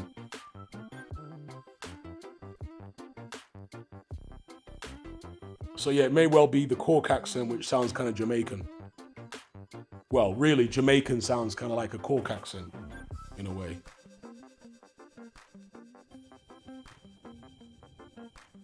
Not my favorite tune.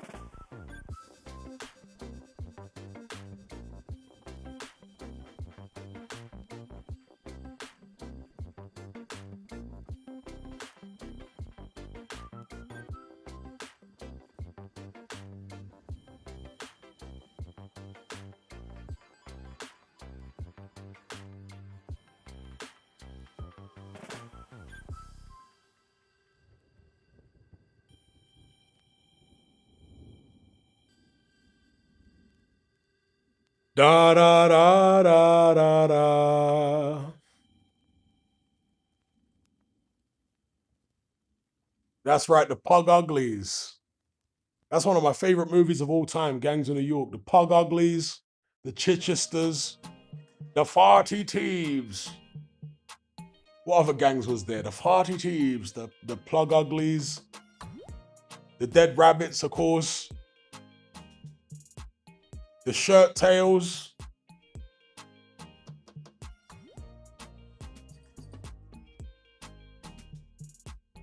The Farty Thieves.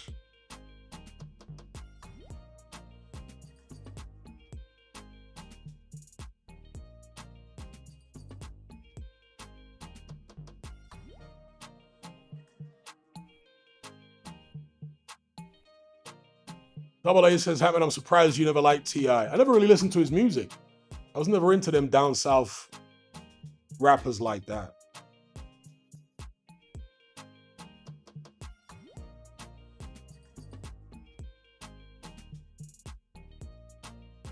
Big up Glum Coyote, he says, were you not dumbfounded to hear all these enlightened Westerners calling Turkey his excellency? No, I wasn't dumbfounded because money talks. And if people are being paid a certain amount of money, they're going to call a person whatever he wants to be called. So I wasn't surprised at all. They want to secure the bag, as people say today. And if calling him his excellency is necessary to secure the bag, that's what they're going to do. Star Fox says the Jamaican version is the Farty Teeth them. The Farty Teeth them. That's right. The Irish one is the Farty Thieves. The Jamaican, the Farty Teeth them.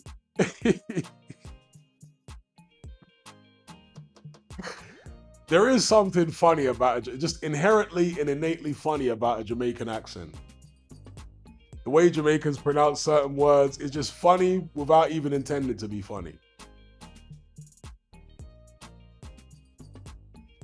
It's like if you say the word beer can, right? Beer and can, you've just pronounced bacon in a Jamaican accent. Beer can.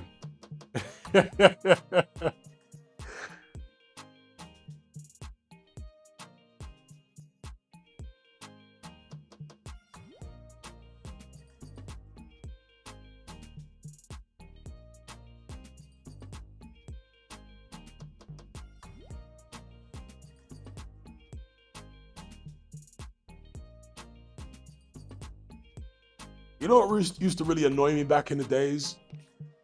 Is when they'd always have black Americans playing Jamaicans in the movies, and they'd do the worst Jamaican accents ever. God, that used to grind my gears. I hate fake accents in movies in general, you know? Just get somebody from that country, or if you're gonna get somebody who ain't from that country, make sure their accent is immaculate.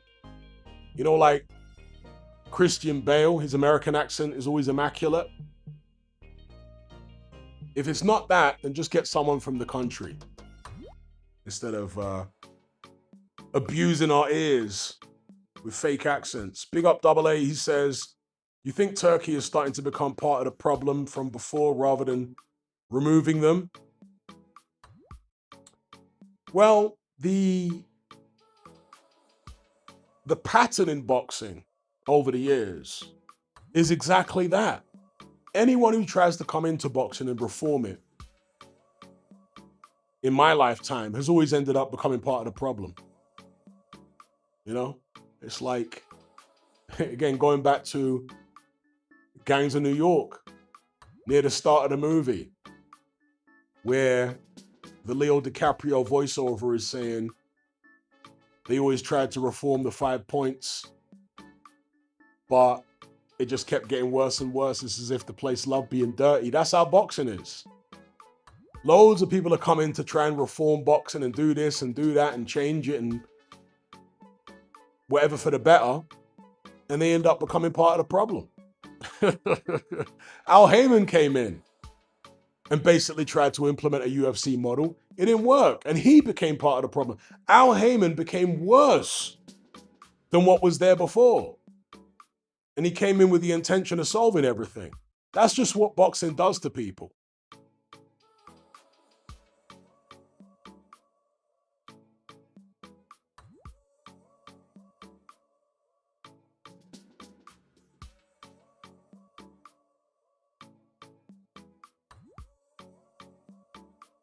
Yeah, Cillian Murphy did a good accent in Peaky Blinders, yeah.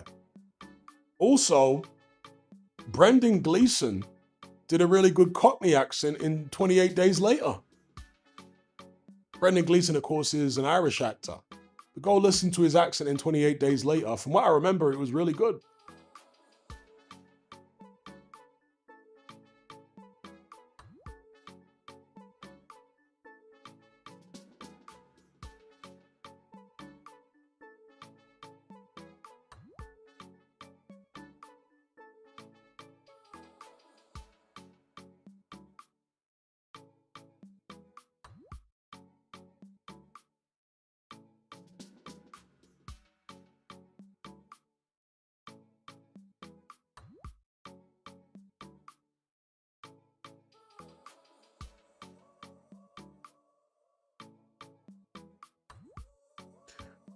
Well, the Jamaican-Irish connection goes back to the days of slavery.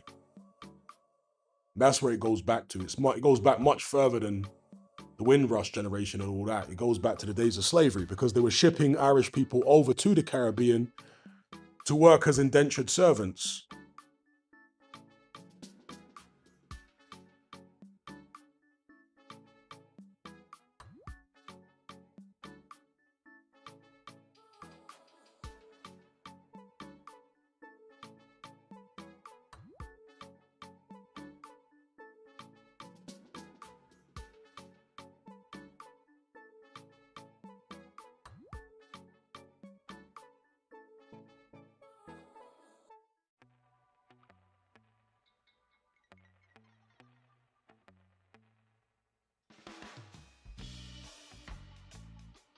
Yeah, Brad Pitt did a Jamaican accent. Oh my God. That was the most diabolical Jamaican accent I've ever heard in my life. Was that in Joe Black? Anyone remember when Brad Pitt started talking patois? That was wild. That was maybe the worst Jamaican accent I've ever heard. Was Brad Pitt and Joe Black. Shocking stuff.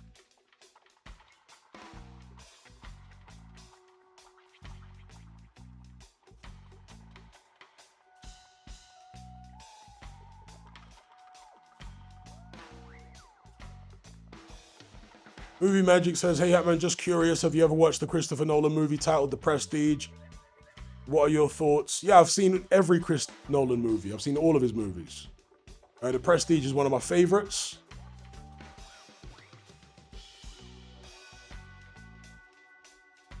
It's got Chris Nolan's favorite actors in it. Christian Bale, Michael Caine, etc. It's even got a cameo by David Bowie, who plays Nikola Tesla in the movie. So yeah, great movie. And it's got Wolverine in it. What's the actor's name, Wolverine? He's in The Prestige as well. The Australian actor. Why have I forgotten his name?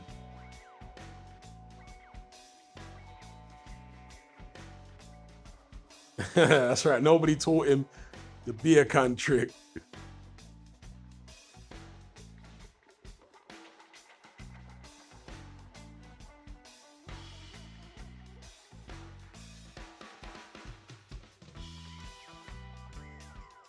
Glum Coyote says, whenever he heard Ade or whoever calling him His Excellency, it really left me speechless.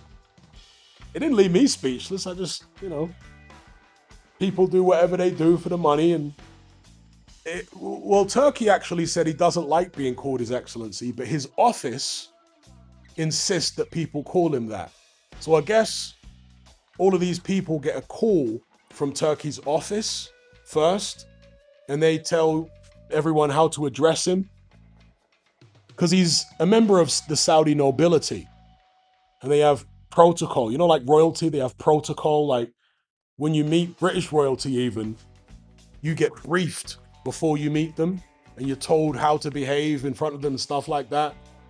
And so Turkey's a member of the Saudi nobility, and maybe it's the same thing. They get briefed by whoever, members of his office, advisors, and you're supposed to call him His Excellency and all this stuff.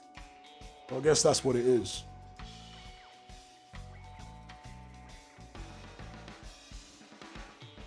Hugh Jackman, thank you. Yeah, Wolverine. Hugh Jackman, he's in The Prestige too. My name is Michael Caine. Michael Caine, for those who don't know, basically abandoned the UK for several decades because he kept getting absolutely rinsed by British film critics.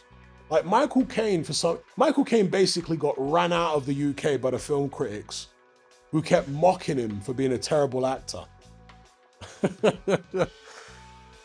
It's a weird thing.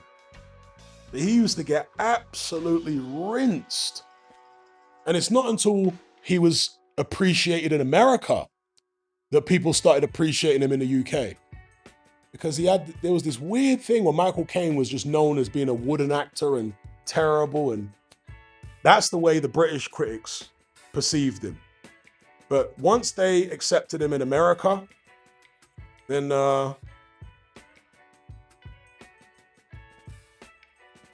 that's when he started getting respect.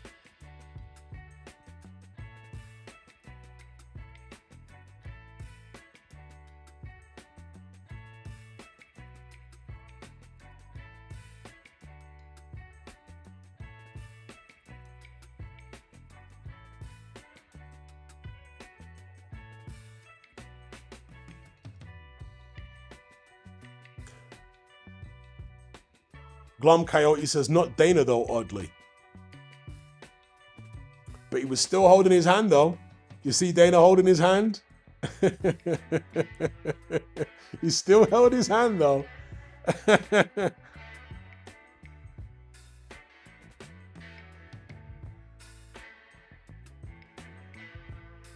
Linkage says it's because he plays the same character in every movie. A lot of actors play the same character in every movie. I mean, Denzel Washington plays the same character in most movies. Not in every movie, but most movies, he pretty much plays the same character. Samuel L. Jackson. Isn't he the same guy in every movie, more or less? A variation of the same guy.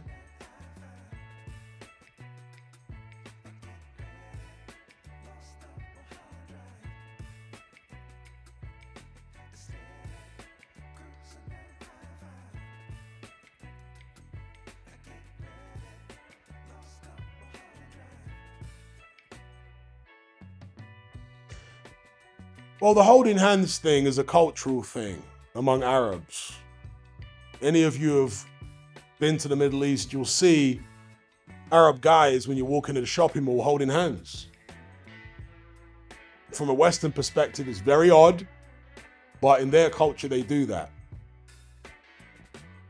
They don't hold hands with women, but they'll hold, like men will hold hands in the Middle East. Again, make of it what you will, it's odd, but that's what they do in their culture.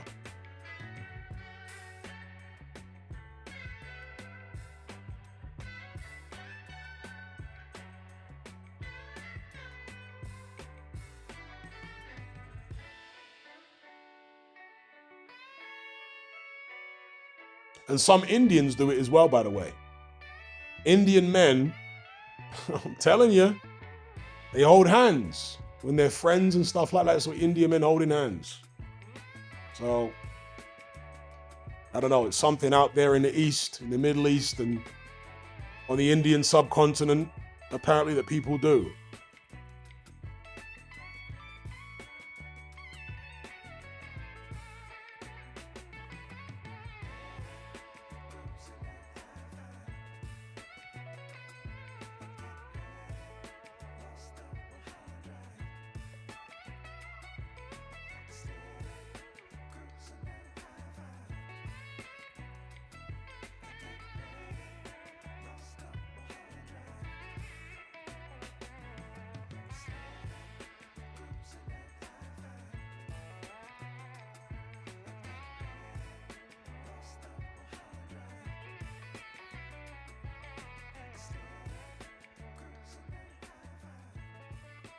Yeah, I know Denzel plays different roles, but it's essentially the same character in most movies.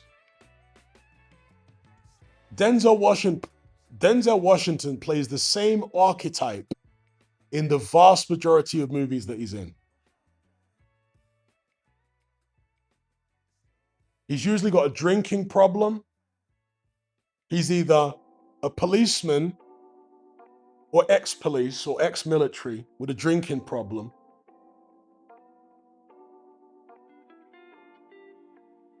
Who's troubled by a trauma in his past, but he has a good heart and he wants to redeem himself through some kind of heroic act. That's like most Denzel movies, bro. And I love Denzel Washington movie. I think he's a fantastic actor. But with the exception of Training Day, most of the characters he plays are very, very similar. He's typecast, you know? He does it well. Sometimes when an actor does a particular thing well, we can't get enough of it. Morgan Freeman, you know?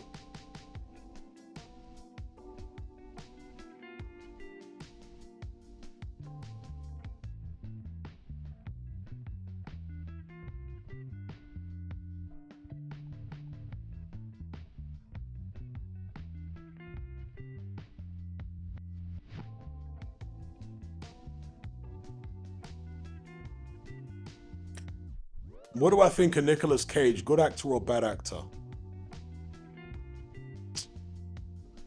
I hear what you're saying. It's hard to tell, innit?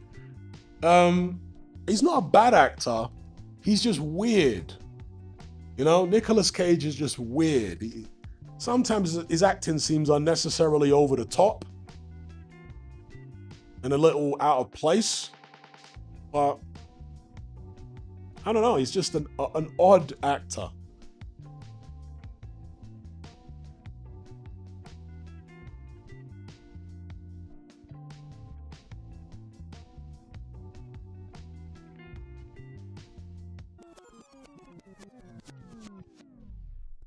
It's like, is Christopher Walken a good actor or a bad actor? How do you even class Christopher Walken? We like him, but is he good? I don't know. He's just weird.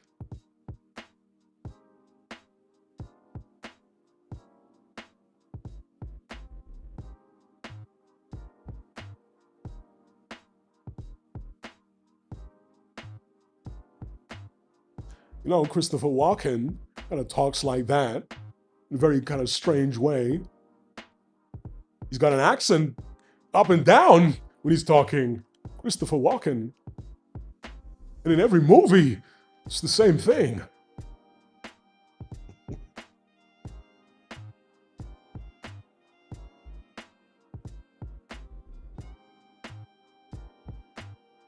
But Christopher Walken's got that same weird ass way of talking in every movie, every character.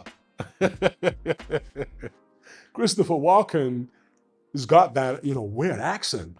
Can't really tell where he's from. Why he talks like that.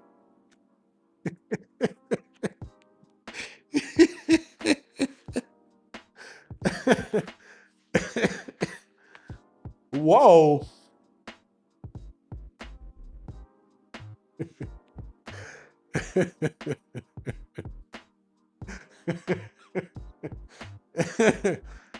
There are some actors that we just like, right?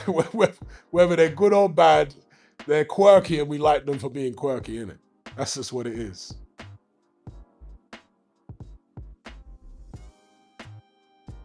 Goldblum's another one. Goldblum's fantastic.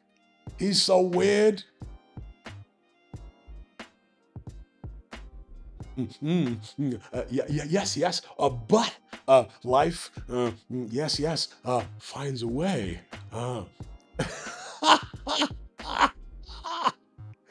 Yeah, I was just watching Christopher Goldblum impressions the other day. Yes, but, and his eyes are all shifting around all over the place.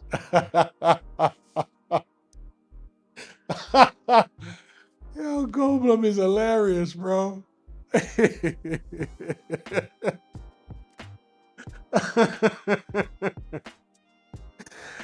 Jurassic Park was one of his classics. Yeah, that's chaos theory. Yes, but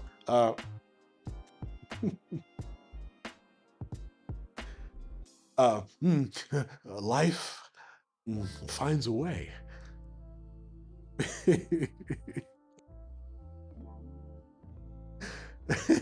McNocta says Goldblum is great, but why is he great? He's great because he's weird and we like his kind of weird.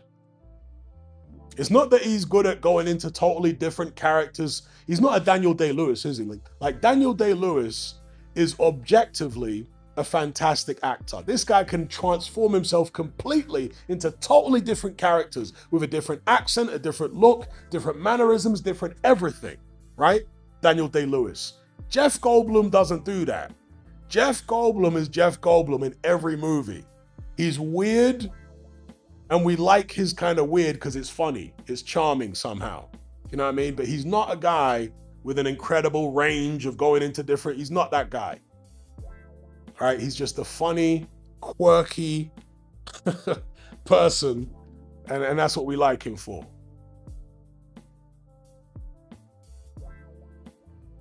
Big up the Sweet Maths, he says, what is it with the bell going at random moments in fights now? Every fight it'll ring randomly several times around. That's not something I've noticed, but that's always happened in boxing, and it would usually happen if it was a really raucous crowd. The bell wouldn't be heard, you know? But I haven't, which fights has that happened recently in? If you can give me some examples, I'll go check them out.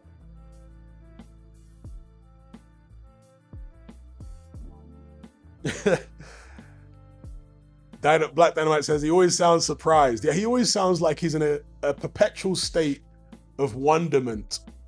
You know, he's always like, wow, the world is wondrous. Yes, but, you know the sound effects that Jeff Goldblum comes with.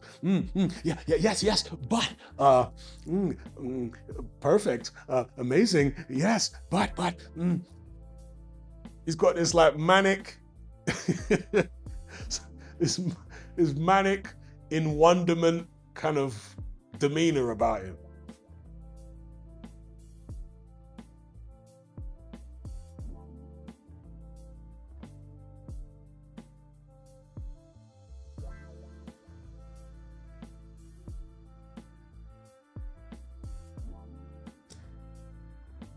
Shout out to Mr. Job for the super chat over there in Canada.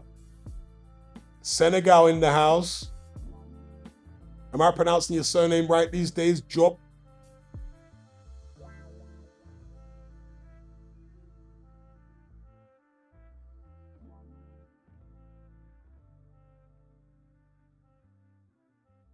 Big up AA13.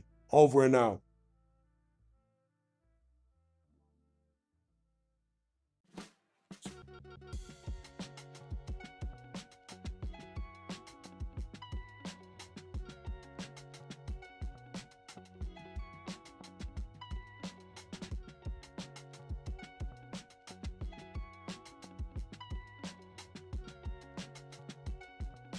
Glum Coyote says, I disagree. Daniel Day-Lewis's method actor studio, I don't think he needed to bury himself 6 feet deep in the forest to play The Last of the Mohicans. Well, when he played William Cutting in Gangs of New York, Martin Scorsese said that he remained in character the entire time they were shooting, even off screen. When he'd call him up, he would answer the phone as Bill the Butcher. When he'd turn up to the set in the morning, he would talk to everybody like he was Bill the Butcher. So he remained in character the entire time. And in fact, that's why Daniel Day-Lewis took a break from acting. He said that his mental health started suffering because he had all these different characters in his head. He actually took a break from acting and he went to be a cobbler a shoemaker in Italy for several years. And he had to be persuaded by Daniel Day-Lewis. He had to be persuaded by Martin Scorsese and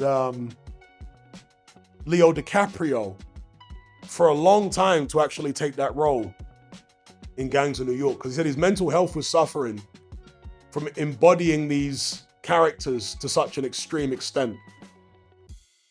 And you'll hear that on the director's commentary on Gangs of New York, if you ever listen to the director's commentary for that. Yeah, My Left Foot, when he played Christy Brown. I liked him in There Will Be Blood, when he played like an oil man in the late 1800s. That's a good movie.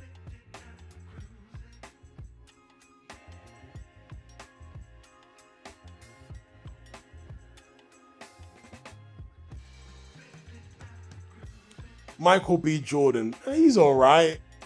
I don't think he's anything amazing. He's all right.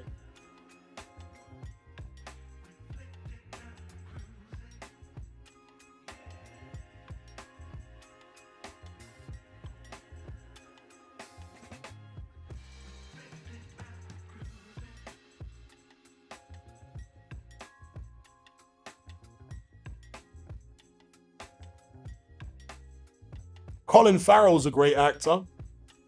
I mean, the way he transformed himself for the Penguin was crazy.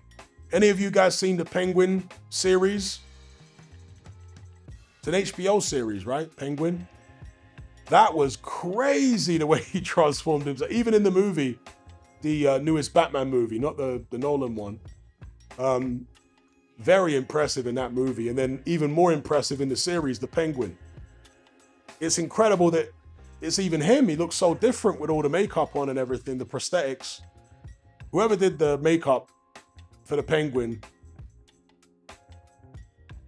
that's first class work.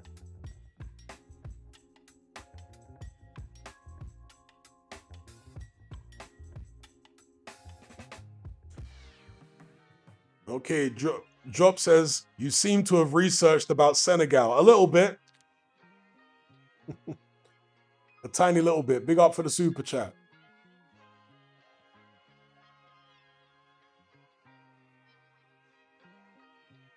Because I was actually reading a book by a Senegalese historian, a famous one. And he has the same surname as you.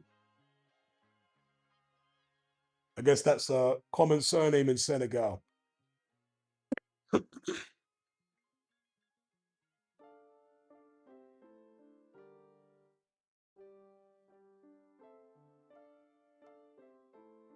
Railway Unboxing fan says, who's better, RoboCop or Terminator? Surely the Terminator. Far more interesting.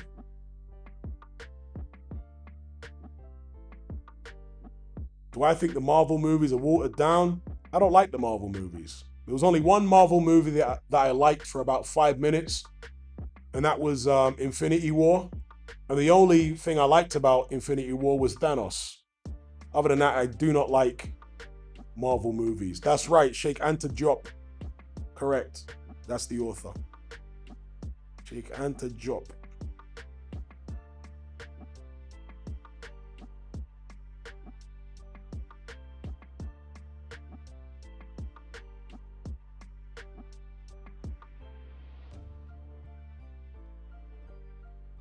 You know, Terminator, the first Terminator movie might be the only Arnie movie where he's not funny, where he's just straight up intimidating.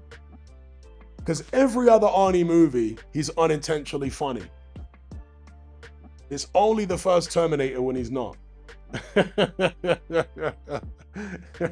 Unless someone wants to challenge me on that, but I swear down, the only Arnie movie where he's not funny is the first Terminator.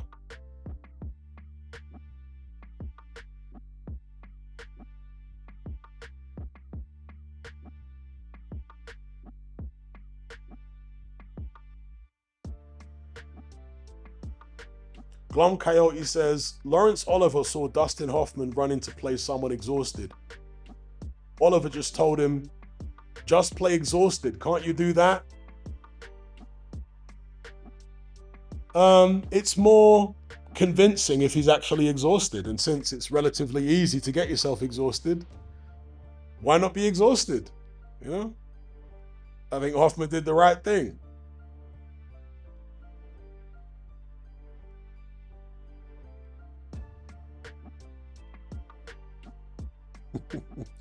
What was the one where Arnie took someone's prosthetic leg and said, "Cocainum, cocainum"? Was that Red Heat? Because that was supposed to be a serious role, and that turned out to be hilarious as well. Cocainum. Arnie doing a Russian accent was wild, because it didn't sound remotely Russian.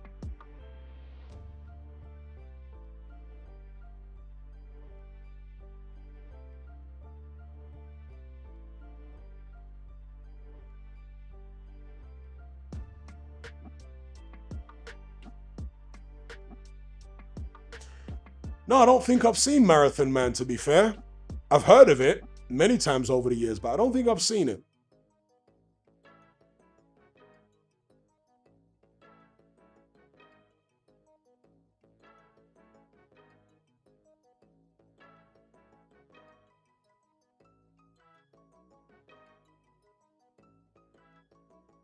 Glum Coyote says, that's what I meant about Daniel Day-Lewis. You don't need all the apparels and immersions play. Well, I disagree. You know, some guys do need that to get themselves in the mindset, you know? Every actor has their own way of embodying the character. Some people can just switch it on like that. Others need to immerse themselves 24/7, and that's how they discover things about the character. That's how they discover the voice. That's how they discover the mannerisms, you know? They immerse themselves all the time, put the clothes on and all that kind of stuff. Some actors, they say they don't know what they want to do with a character until the makeup comes on and the costume comes on, and all of a sudden, bam, the character comes to them out of the blue. So every actor has their own way. And for some actors, like Daniel Day-Lewis, they have to go all in to find the character.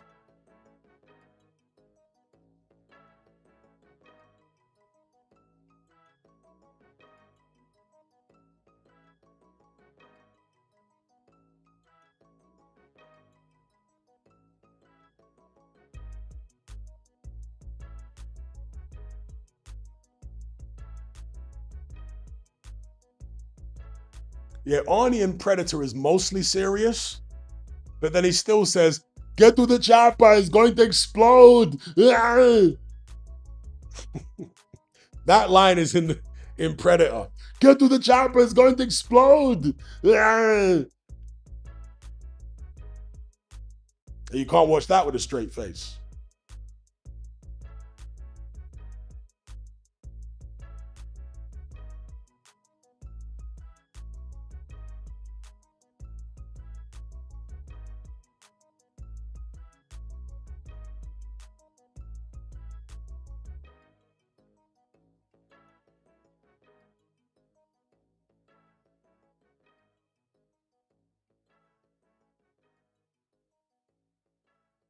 Mm-hmm.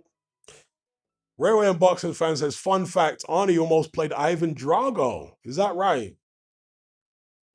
That would have been wild.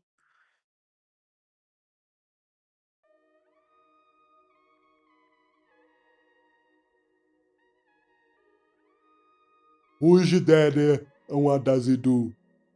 Come on, tell me. Maria, where the hell are my stogies? Arnold Schwarzenegger. You think you're bad, huh? You're like a choir boy compared to me. A choir boy.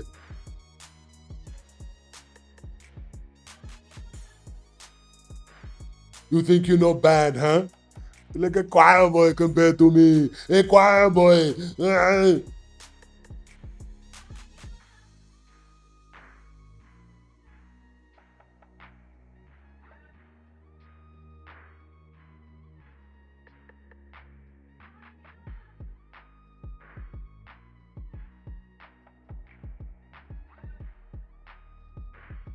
Aya says that last Predator film was awful. Yeah, it was terrible.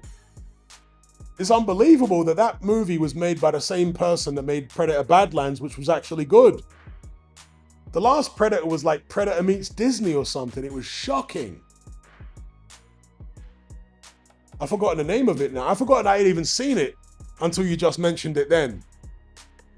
Mercifully, my brain blanked out the memory of it. Because that last Predator movie, terrible.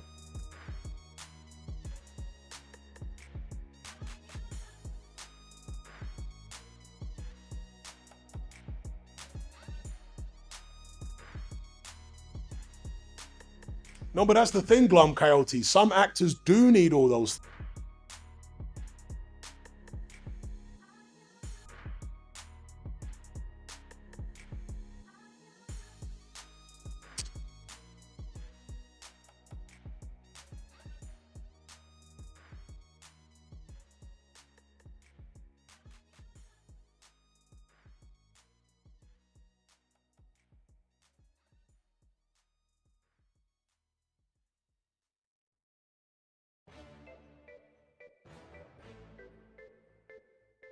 One second, people.